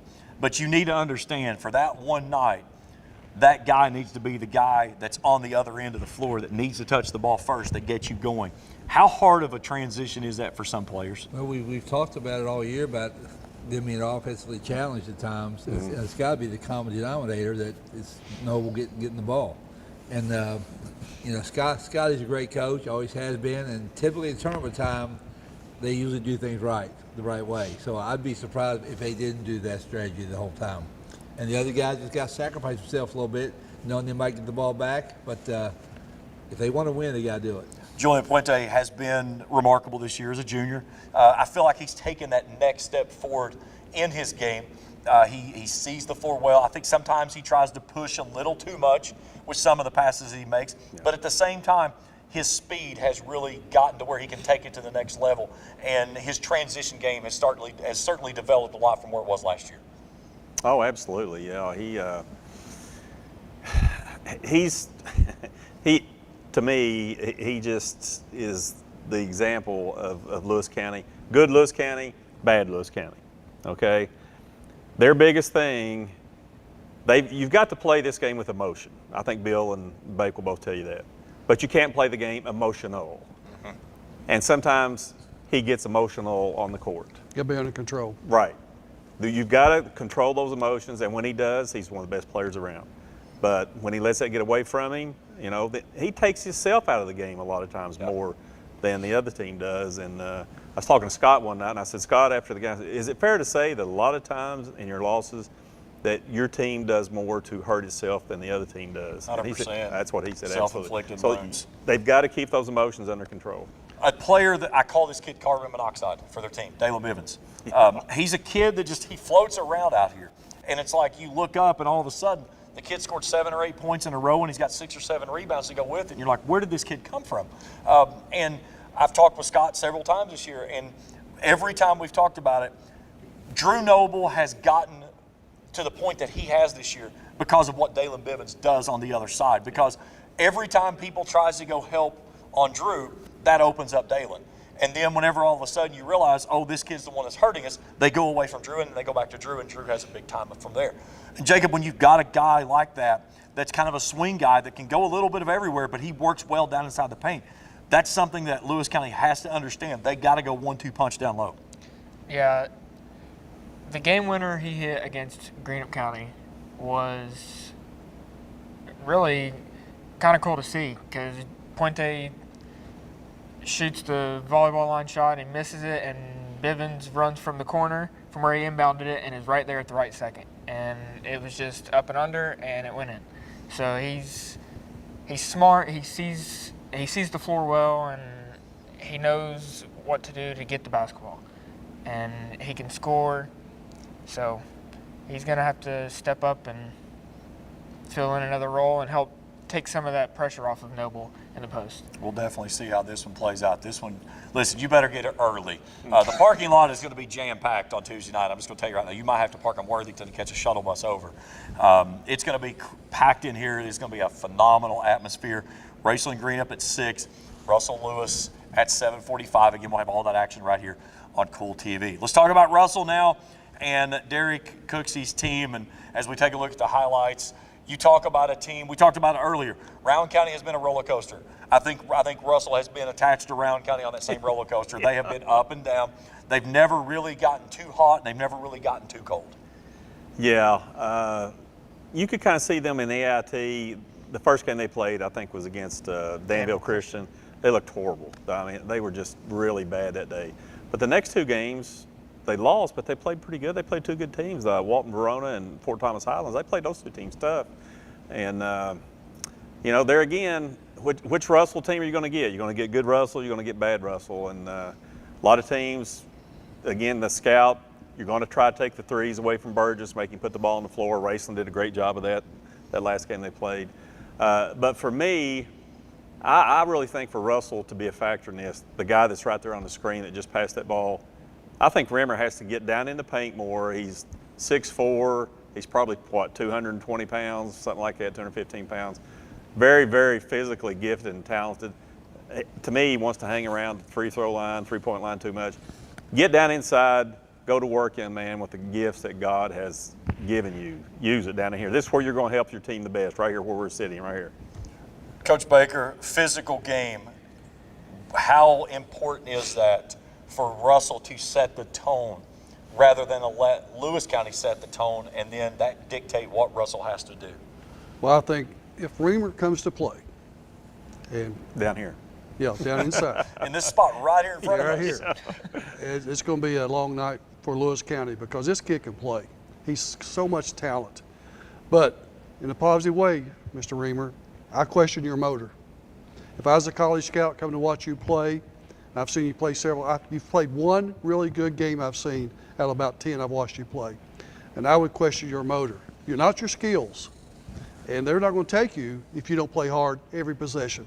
If you're going to trot back and forth, go from free throw line to free throw line. But if you come to play against in district tournament time and bring your game with you, your A game with you, your effort with you, just your effort, you'll make a difference. He has to set the tone for that game. Yes. And I think, Coach Bradley, when you look at that, when you have a player like Rimmer, that he is the dude for Russell. There's no doubting about that. But if he sets the tone, everybody else around him follows. He's got to be in beast mode the whole game. Yeah. It sounds like he's almost the opposite of Fuentes, who too much emotion. Yeah, that's a good point. Remmers Good point, just yes. kinda floats along and, well, let me play a little bit. And he needs more of that. So, but if he goes beast mode from the get-go, that'll get all the rest of them going, I guarantee it, Burgess and all of them. And I'll just throw this out there just because I wanted to throw this out there just to remember. There might have been a little bit of emotion at the end of that game that played up in Vanceburg. So if you didn't see it, you wasn't there. I'm just going to tell you, it's when they put that ball in the air here Tuesday night, the emotions are going to be running high. He could be in revenge mode that night because didn't he also get hurt early in that game? Yeah, Get he and had to missed a lot of the game, Missed didn't a he? lot of the game that night because he took a tough spill on it. Took an elbow and he tried to come back in, but never was really settled in that night. He went to the locker room, got stitches. Yeah. So he should come in here like Hulk Hogan Well, used to didn't do. Russell have a big lead in that game too? Break They you had a guys in 10-point half. or That's so why he lead should and walk in Lewis here. Came back, didn't they? I can't remember how it all played thought out. There Russell was a had lot a of stuff fairly that happened easy- in that game. At Russell? No, No, at at Lewis. Lewis. I At think Lewis. Lewis was in control of that game. Oh, yeah, most of they that. controlled They most really of They it. just never. Now at Russell, it was a different game. Russell pretty much controlled the game there. It's two blowouts. Yeah, it was. And Jacob, two other guys that's big for Russell that I think is going to be keys to their win: Gabe Pridemore and Ryder Burgess. Both of those guys, not only offensively, they've got to be able to get. You've got to have both of those guys in double figures. With Caleb's got to be in double figures too. But those guys have to be set defensively to where they're gonna match the intensity that Lewis County's going to bring. Yeah, Ryder is still trying to fill out and get bigger because I think is he a freshman or is he an eighth He's a grade? freshman. So he's still trying to He's maybe get a his buck 10 footing. soaking Yeah. wet. Maybe. So That's a couple years away. Yeah. once he finds that and learns how to use his body, I think he'll be a force defensively. But right now, he's just got to find ways to really fit in and He's got to find use the his defensive length where his physicality doesn't make right Yes. now. He is so long. And that kid, again, you look at this kid, what he is right now and where he's going to be in 2 years. He's going to be one of the dominant forces in Yeah. the 16th. A name that no one said is Binge. That's Caden a guy Binge. that's a guy that makes a huge impact. Didn't play in the Raceland game down here. Did not play He was in that out game. sick, and then- You know, you can say that it doesn't play a big factor in it. Russell was not the same with him on the floor. Because they don't have much depth. Really. Exactly. He's one of those hard-nosed kids that'll just, if you tell him to run through that brick wall, he will without any hesitation. And he's also a freshman. And he's strong. Yeah, it is no secret. We've all talked about this, but I think the team that has the most upscale over the next couple of years is by far Russell. I agree with you. I mean, they return everybody next year. They do not have a single player on the floor in their starting five that is going to graduate. And that is. And I think they only have 2 seniors next year. Yeah, so, I mean, Derek has got a lot of stuff, potential sitting out in front of him.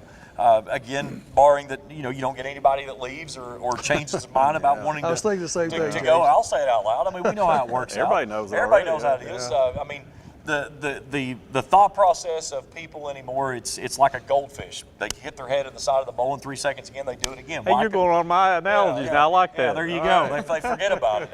That's the society we live in. We're a microwave society. It's instant gratification. 3-second memory. It's to try to stay the course over the time. And you see this in college basketball or in college football. There is not a kid that goes anywhere and stays for 4 years. They can't stand it. They have to jump to where they think the best opportunity is. You're seeing that around the high school ranks as well. All right, let's switch over to the 64th district. And again, this is a clear cut. No odds about it. Fairview's had a heck of a year. I think that Cameron has done a phenomenal job in his first year there. And it means a lot for him to come back as an alma mater, take over as a head coach. And I got to see his team play up at East the other night. And his team battled, and I will say right now, the Manning kid could go anywhere in the region and probably start. I agree with that, and I'm going to echo what else you said right there. Every game I've watched those kids play, they never quit. They have fought 32 minutes. They on the floor, loose balls. They're working hard. They're running the court. They're not walking up down the floor. They don't have bad body language. They're competing, and that's all you can ask. That goes to their coach. He never stopped coaching. No, Yeah. he didn't. He never stopped coaching. He kept encouraging his kids, and also he'd correct them. but he was a good leader. He's a good leader. A coach is a good leader. Credit those kids. I will say this: a team that played against East Carter the other night when I was at that game, I would never tell you that team that was on the floor was a 4-21 team. Yeah, Absolutely right. not. But they carried themselves. They battled. They didn't quit. They wasn't arguing with each other. No. They wasn't. Whenever the things didn't work the way they wanted them to go, they didn't get upset. And one thing I will say that Cameron's done a really good job with this year. I've seen him a couple times. I feel like the way he's carrying himself on the sideline has been a change of taste from what Fairview was getting for the last couple of seasons. And you know, some people have a taste for this, some people have a taste for that. I don't know that the taste that Fairview was getting was the taste that everybody wanted. Well, they've changed that a little bit, and you get a little bit of different flavor from what you get from Cameron, and I think that has been huge for the developmental part of those young kids. It's trying to build a foundation in arguably a district that most people will tell you have no chance ever of coming out of that district. I agree. I work with some of those kids, and they're good kids. Yes. I know about 6 or 7 of them. They're genuinely good kids. Yeah. And how many years in a row now have we heard next year Fairview's closing? Next year Fairview's closing. Yep. But they keep hanging in there. Yeah. Well, that's the wood. That's what they call it, the right? wood. That's the wood. 20 years Leaving ago. the wood. Yeah. All right, over to the two teams in the 64th, though, Ashland and Boyd County. And again, this one's going to be one for the ages. But again, I think that many people will agree this is not the one that's going to matter. I think that we are destined for a showdown in March down in Morehead in the championship, barring a miracle or an upset somewhere down the way that I'm not saying can't happen. But if you put it on paper, I think most people on Saturday morning are going to say Ashland and Boyd County. By far, those are your two best teams right now in the region. As we take a look at the Boyd County highlights, the biggest thing I will say with Boyd County this year as compared to the last 6, 1, they're healthy, and 2, they did not peak in December. Right. And, you know, a lot of that probably had to do with the fact of the health issues they had. But the one thing that I think Randy Anderson has done this year that he's not had to do in years past, he has had to develop players off the bench. Ethan Raridan being one of those guys that probably would have maybe sniffed the floor for 3-4 minutes a night has become a stellar starter for that team who is now in the rotation because of the positions that had to be filled because of the injuries you had with Cole Hicks, with Red Holbrook, and Griffin Taylor. Yeah, and that first time they played back in December, I mean, Ashland really embarrassed them. At Boyd County. Yes. They really embarrassed them. They did. And we had a couple of Boyd County kids on the show there, and what I liked, Red Holbrook was one of them. And we asked him, we said, what's the biggest key in you guys breaking this string and beating Ashland? He said, throw the first punch for a change. And I think that's an attitude they have to have. To me, the last time that these two teams played is exactly how Boyd County has to play to beat Ashland. I think they did everything that you need to do, which I could go through it, but we don't have enough time. But I think they played exactly the way they need to. But what they have to be careful of right here, guys, and we all know it, they have to be in opposite brackets when they get to the region. Yes. Both those teams are going to get to the region. So Boyd County can't be saying, hey, we're playing Ashland in the finals. We're going to beat you in the finals, and you'll get right. beat. Can't do that. We've talked about this with several teams tonight. And the one thing that I think we've all talked about in our group chat as we've gone through this season over these last 11 weeks, when the ball goes to the post with Childers, yes, that's when Boyd County gets crazy, crazy good, Coach. And when you look at what they do, when Childers gets the touch and you've got all these guys standing outside, Coach Baker, you've watched them do this, it becomes a 3-point barrage. It's almost like a 3-point shooting contest, and Childers is just sitting there distributing the basketball. And they can do it. They can shoot it. yes. The thing, Boyd County too, when you watch them play, and I think Ashland does this consistently, every time I watch them play, they play as a team. I think if Boyd County would consistently play as a team, they could kick anybody's butt. They could beat Ashland. So Which they did, Yeah. because they played more as a team that exactly, night. Exactly. So if they shared the ball and get the ball, go through Childers and take those shots, knock them down. But playing as a team, you know, you can't be an individual player. You want to average 25 or 30. You know, there's 3 types of teams in that locker room. I don't get it. That's a long story, but if you get a team, that wants to play together, and be quiet. It's getting late in here. But you get a team that wants to play together and play for championships and sacrifice themselves or personal goals, you got a winner. I think so too. Coach Bradley, when you look at what this team does, it's no secret. You've got Jacob Spurlock, who's not one of the best players in the region. He's best one of the players in the state. He can shoot it anywhere on the floor. But night in and night out, he is one of your best defenders and best rebounders on the floor. And a lot of the offense that Boyd County gets starts with the way that he attacks the rim on the defensive side. It is, and I was actually at the game at Ashland, and he was off that night shooting. I think he led the team in rebounds. He did. He played really good defense that night, and he made sure, was one of them, made sure that the ball went to the middle. And then everybody started cutting around. Hicks went crazy, and of course I love Rhett Holbrook. I know Rhett pretty well as a kid, and he's such an athlete and run the show for him as a point guard. And if he's playing well, and Spurlock keeps up what he's doing all the other stuff besides just shooting, then yeah, they can be right there. You look at Rhett Holbrook, what he had to do. He, on a moment's notice, was told, you have to go run the point because Griffin Taylor was hurt. And that is, I don't know that there's many people that in this region that you could have put in that position with that type of team and the offense that it has to be generated with, and it had that same effect the way that it did with the way that Rhett led and took that position. And Jacob, you've seen several Boyd County games this year. You feel like that he's been out there for 4 years running that offense. Yeah, he kind of just got thrown in the fire, kind of like last second, and he took on the role really well. One thing, back to their three-point mirage, the night they played Fleming County. Yeah, 109.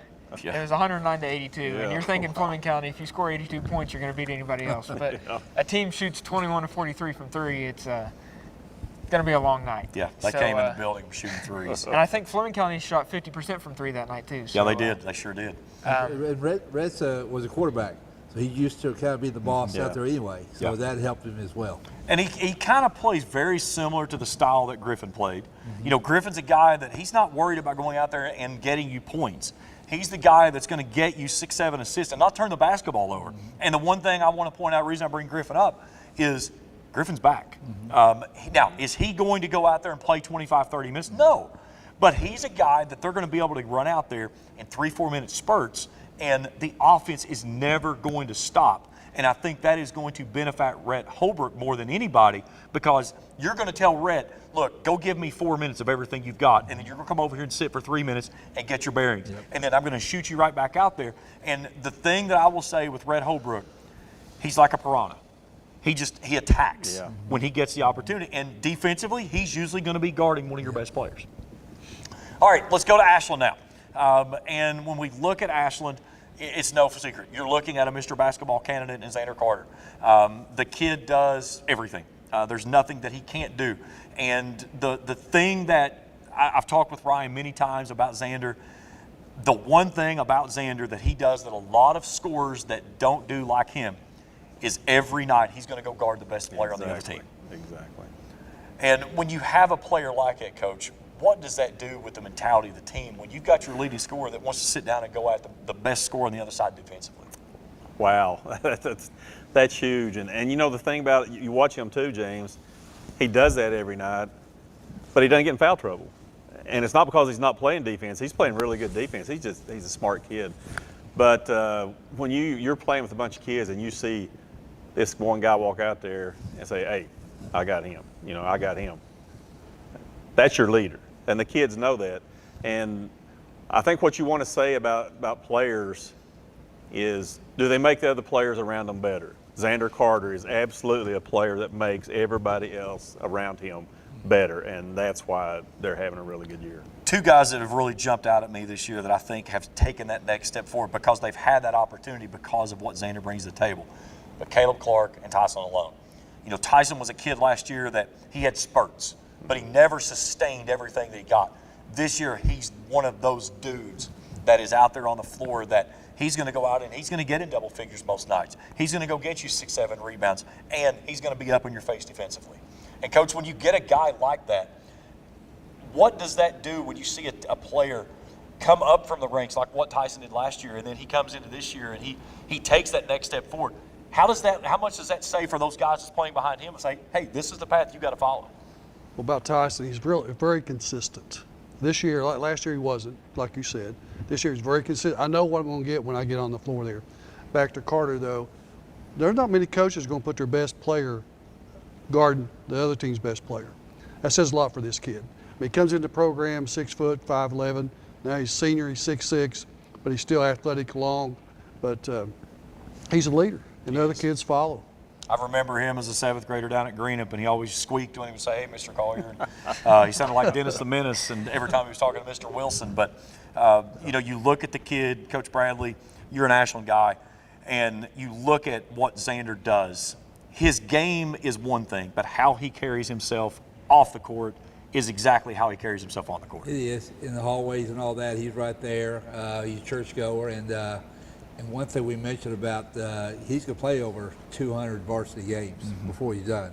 And he's learned something every year, and that's part of what he's learned about how to carry himself, how to act toward other people, and that kind of stuff too. So that can take him a long way, just not besides his talent.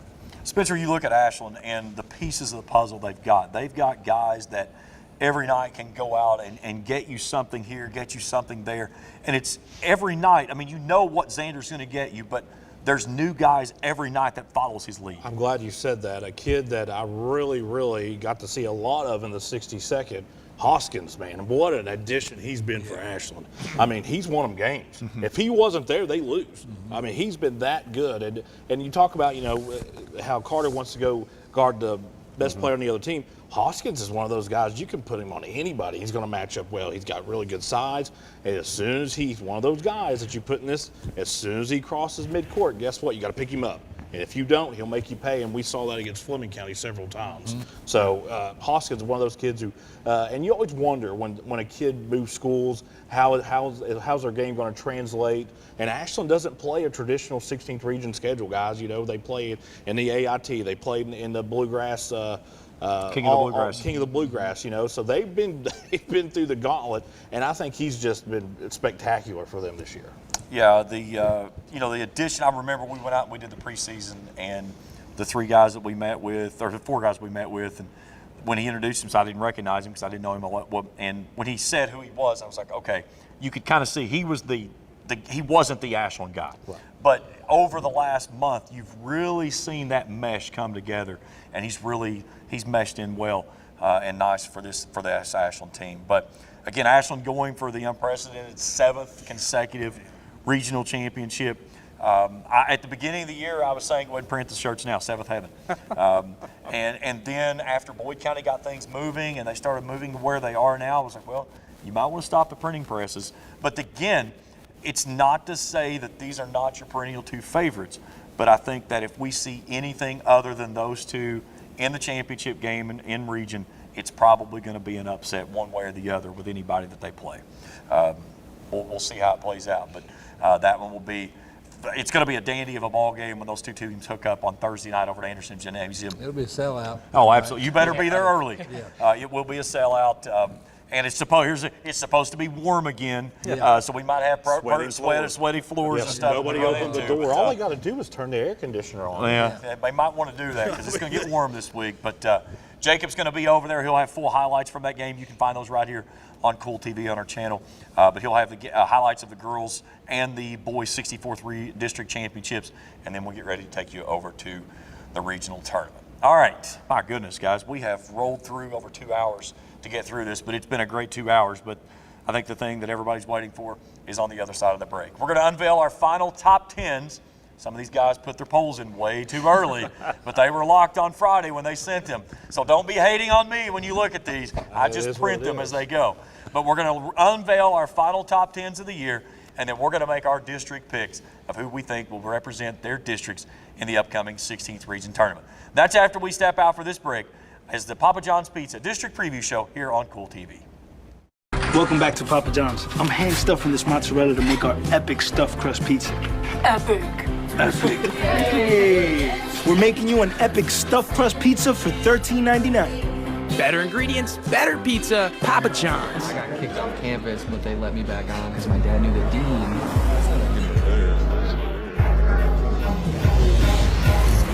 Give me that ooey gooey, crispy, crunchy, mouth watering. Give me that meaty, treaty, zesty, bestie, garlic saucy. Give me that dippy, doughy, melty topping, pepperoncini popping. Give me that cheesy, saucy, tossy Papa John. Give me that boldy, foldy, pepperoni, tantalizing. Give me that choco chicky, sticky, sweetie, hypnotizing. Give me that dippy, drippy, drummy, rippy, Papa wangin'. Give me that cheesy, saucy, tossy Papa John. Better ingredients, better pizza, better get you some. Now I'm talking about, yeah. Back here on the Papa John's Pizza District Preview Show, live from Raceland and Worthington High School here at the Palace, the host of the 63rd District Tournament beginning tomorrow night. We'll have the girls at 6 and 7:45, the boys on Tuesday night, same time. Then we'll go Thursday night for the girls' championship at 7, boys on Friday night at 7 o'clock. And you can see all those games live right here on Cool TV. Speaking of the regional tournament, Trey, let me have that screened, throw that graphic up here. This is coming up this Saturday. We will be live from Morehead State University. We'll have the outcome of the draw. We'll have all the brackets for both the girls and the boys, and then we will break everything down of how we think it's going to go, and we will make our picks. And as soon as we make our picks, you need to go to Vegas and bet the opposite way, because we all know how those work out. Absolutely. But we will make all of our picks live from Morehead State University on Saturday morning. We'll probably right about 10 o'clock is what time we typically go live. They'll start the draw around 9 o'clock. But we'll have the full brackets, the schedules of everything that's going to go, and then we will have every bounce of the ball, the tip, all the way to the championship nets coming down, and a few surprises along the way over at Morehead State for both the girls and the boys in their trip toward the Sweet 16. All right, let's go into what we've been waiting for. Let's unveil the final polls of the Kool Hits Sports Network staff that has voted all year long, 11 total weeks that we did this. And we are ready for the final polls. Here we go with the girls. So the girls' final top 10. We had, I think Coach Easterling was the one that put these together, because we had not one but 2 ties in That wasn't me. the top 10. Tied for 9th, Lewis County and West Carter. Fleming County at 8th. Raceland and Menifee County was tied for 6th. At 5 was East Carter. 4th was Rowan County. Number 3, Russell. Number 2, Boyd County. And number 1 was Ashland. Now, the way these worked out, each week, each voter submitted their top 10. Each time that you got a first place vote, it gave you 10 points. If you got a 10th place vote, it got you 1 point. I tallied all of those together and added up the numbers, and Ashland was a unanimous number 1 for the entirety of the season, other than 2 weeks, I believe. One when Coach Baker dropped him to 5th. He was really sick those 2 weeks. I will say this. Flu A. After that, after that tournament, or after that drop, man, Ashland went on I think that's the game they beat up on Boyd County to worst loss that Boyd County ever had in the They need to history. send me some thank you cards. I think so. Stacey Davis certainly heard the message there. But there you go. There is your 16th region girls top 10 that we voted on from this year. All right, let's go over to the boys now. There was only one tie in this one, and it's been that way for the last 5 weeks. So we start down at number 10, Greenup County. At number 9 was Morgan County. 8th was Rowan County. 7th, Russell. 6th, Lewis. Number 5 was Elliott. The biggest mover in the last 2 weeks, goes in at 4, was Raceland. Number 3, Fleming County. And then tied at the top, I had the numbers wrong there. I forgot to switch those over when I made an adjustment. But tied at the top, they both had 3 first place votes each and 3 second place votes each, was Ashland and Boyd County. Gridlock there at the top. So there is your 16th region boys final top 10. Boyd County and Ashland cemented at the top in both the girls and the boys. Guys, any final thoughts on the poll before we make our picks? I know that there were some of you who wanted to make some changes to that Friday after you'd already sent those polls in early, but Well, that's because the boss told us to. Yes. and I did not say what time they had to be sent in, and some of these goons sent it in before a game played that evening, and then Jacob goes out and posts the score at halftime, and everybody's like, I need to update my bracket. Yeah, that was before East Carter lost to Bath County, before Rowan County beat Boyd County. So that would have changed my vote. That would have changed the votes. Yeah. But, the one thing I will say this is over the year, most of the teams stayed fairly consistent where they were. A lot of fun. Especially in the girls, like you've called it so many times, it's a golem. It was just, there were teams that could go from second and fall to sixth. Yes. And it was nothing against what that team could do. It was just at that moment. Even Ashland go from 1 to 5. Yeah, Ashland went from 1 to 5. I mean, everybody thought that was a misprint. Like, it wasn't a misprint. Flu A. Flu A, yeah. Flu A. All right, let's do what is the fun part of this. Let's pick our district champions and runners-up. I'll start first down here with Coach Bill Bradley. I'll put you on the hot seat. We'll start first in the girls. We'll go through the 61st district. So, Coach, give me your champion and runner-up, girls 61st. I'll go champion. It's going to be Rowan. And the runner-up is going to be... You pick an upset already? First round of the He's district? going, man. He's Gosh. I'll go Fleming. Oh, he is. Wow. So Rowan and Fleming. I'll go district champ, Rowan, runner-up, Menifee. Jacob? District champ Menifee, runner-up Rowan. I'll go district champ, Rowan, runner-up Menifee. I agree. I don't think Menifee believes they can beat Round. I'll go the same way. Round, Menifee. Rowan County champs, Menifee runner-up. Okay, there we go. Across the board. Except for Bill Bradley down here, he's got the lone duck. There's going to be an upset somewhere. Listen, We he's got talked about Coach- how good Fleming. I mean, yeah, Fleming's they're a solid team. I mean, Flu A down there on the end. you look at it right here. You've got Fleming and Menifee in that first round matchup that will play down at Bath County High School Tuesday night at 8 o'clock. So we'll keep a close eye on the coach and see what we did there. All right, Coach, 62nd District girls. I'll start Coach Baker on this one. Give me the champion and runner-up. I've got East champion, Morgan County runner-up. Okay. East by far the most talented team. I got them as champion. I got West as the runner-up. I think they'll get Morgan the third time. I think the same thing. East wins easily in the first round. I think West gets the convincing. Let me back up. They did lose a good player. Walked up, quit a couple weeks ago. They did. But they beat Morgan without her too. They did beat her with it because that was the game I think right after she had quit. So, but I still like West in that one. Yeah, I like East the champion, West runner-up. East the champion and West is the runner-up. Both those teams are going to go to Morehead, though. East and West. Okay, there we go. So only one. It's been on the ends, you know. We had a change here and a change down here. It's been the ends. I was waiting for him to pick Elliott to beat East. He's always looking for those upset alerts. Okay. All right, here we go. 63rd District for the girls. Back to Coach Bradley. I will go Raceland. But I want to say real quick about Raceland and Russell. But we haven't mentioned Greenup too much. I talked to Kirk. We did the game that night, and I think he's doing a good job as well. Yeah, he is. They're doing things right, and the girl, he got great gals, but it was not his year this year, obviously. But it'll be Raceland and Russell. All right, so now who's the champion? Yeah, you can't get off Who's the that hook champion? that You're not easy. getting off that easy. No. Come on, big Who's the dog. champion? Can you pick over? Don't back. Yeah, don't back out now. I'm going Russell. Russell, okay. I think that it's going to play in Mandy's hands, and I'm going to go Russell as a champ, and man, Raceland's right there, the runner-up, but I'm going to go Russell. Jacob? Russell champ, Raceland runner-up. I hope Mandy's watching this. Mandy, you know we go way back, and we are great friends, and we've been through times together and stuff. But I said this back in December. I thought this was a year that Raceland was poised to do it. I've watched them get there so close, and I said when they played that game over at the Marv, they did not need to go win that game because that would become their Super Bowl. You did say that. They needed to go play that game competitively, which they did. They lost by 8. I think Raceland gets the upset and stops the streak. Raceland's going to win on their home floor. It should be a dandy here Thursday night.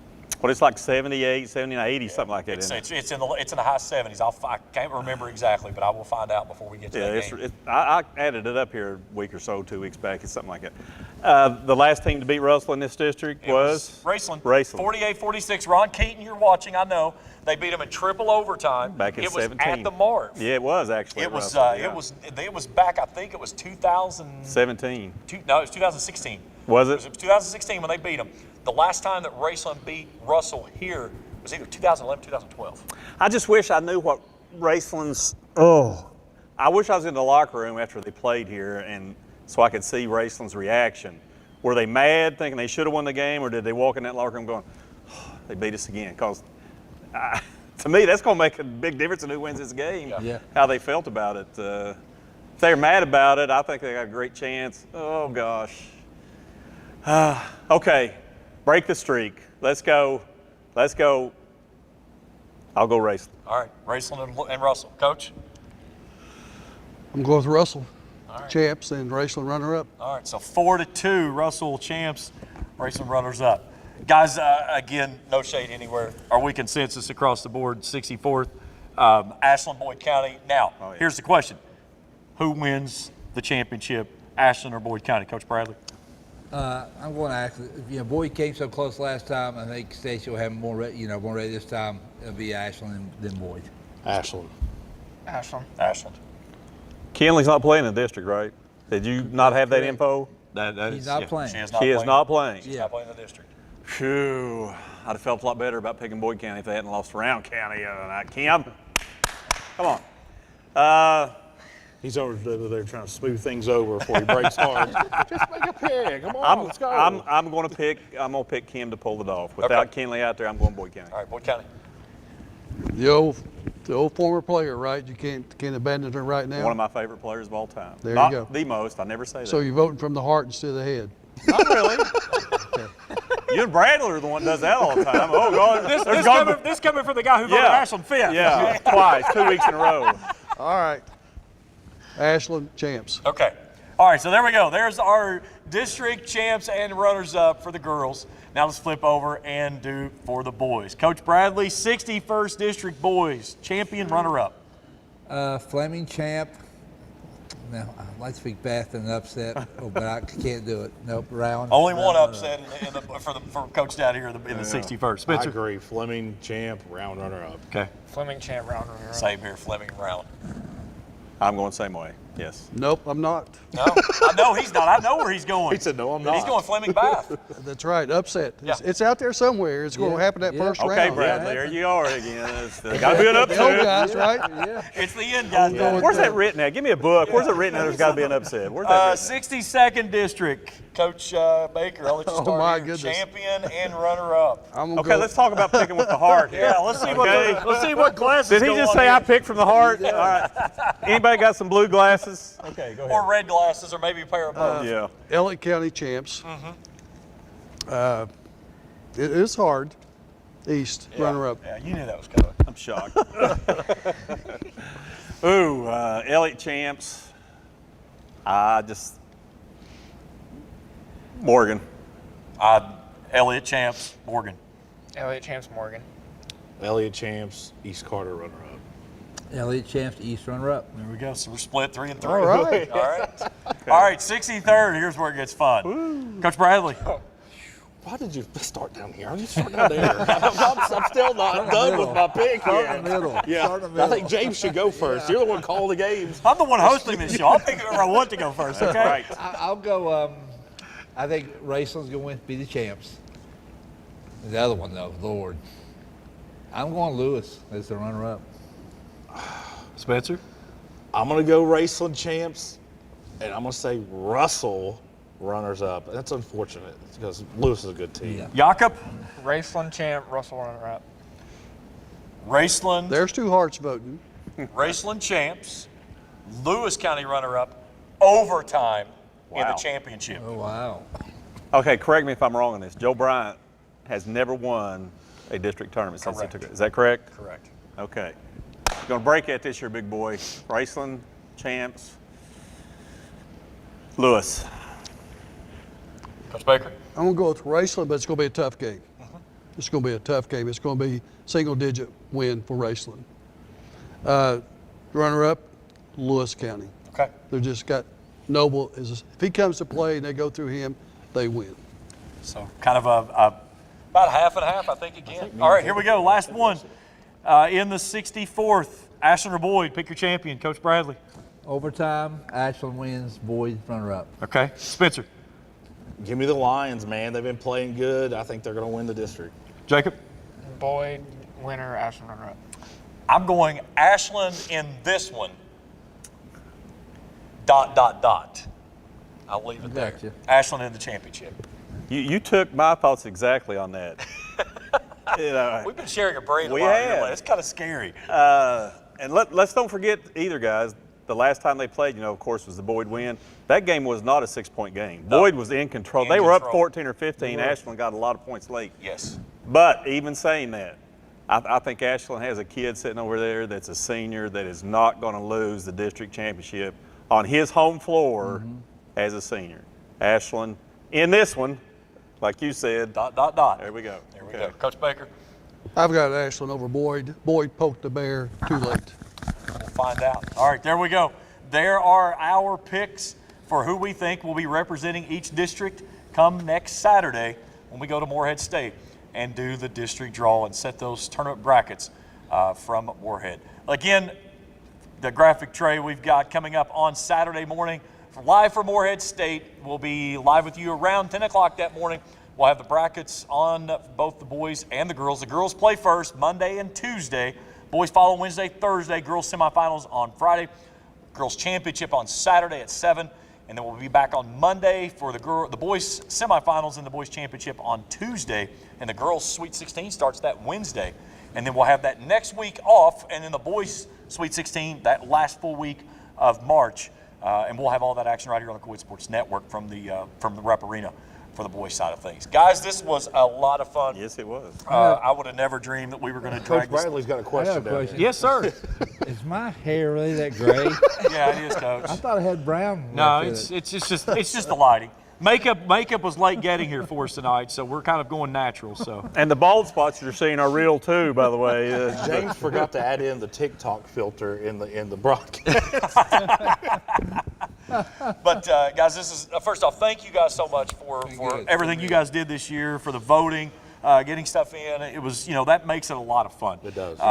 We've had a lot of fun covering games this year that we've been able to do, and again, this is the fun time of the year when we pay all of the regular seasons, the long season that it is to get us to this point. This is the fun time of year we get to tournament time. So, guys, enjoyed it. Thank you all for everything. It's been a blast, and certainly look forward to everything we've got coming up here in tournament time. Wish all the coaches and players good luck. Yes, outstanding seasons by everybody. And for the seniors, hey, guys, this is the last time. You're going to take that jersey off at some point.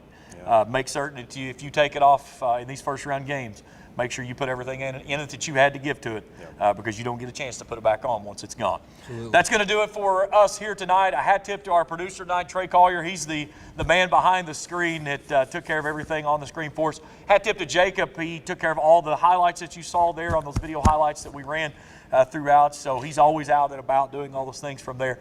Greatly appreciate it. Kent Robinson took care of going and running and getting his food this evening. He had to leave this evening, but he came over and hung out with us. But a big thanks to Brian Greenup and Rebecca from Papa John's Pizza, Grayson Flatwoods, and Louisa for hooking us up with dinner tonight and sponsoring the show. Again, they'll be with us during the regional tournament for Game Changer, but we can't thank them enough for everything that they've done. Guys, that's going to do it for us. For Bill Bradley, Spencer Hutchison, Jacob Hankins, Coach Hager Eastling, Coach Charlie Baker, Trey Collier, I'm James Collier saying so long from Raceland. This has been the Papa John's Pizza District Preview Show live from Raceland and High School on Kool TV.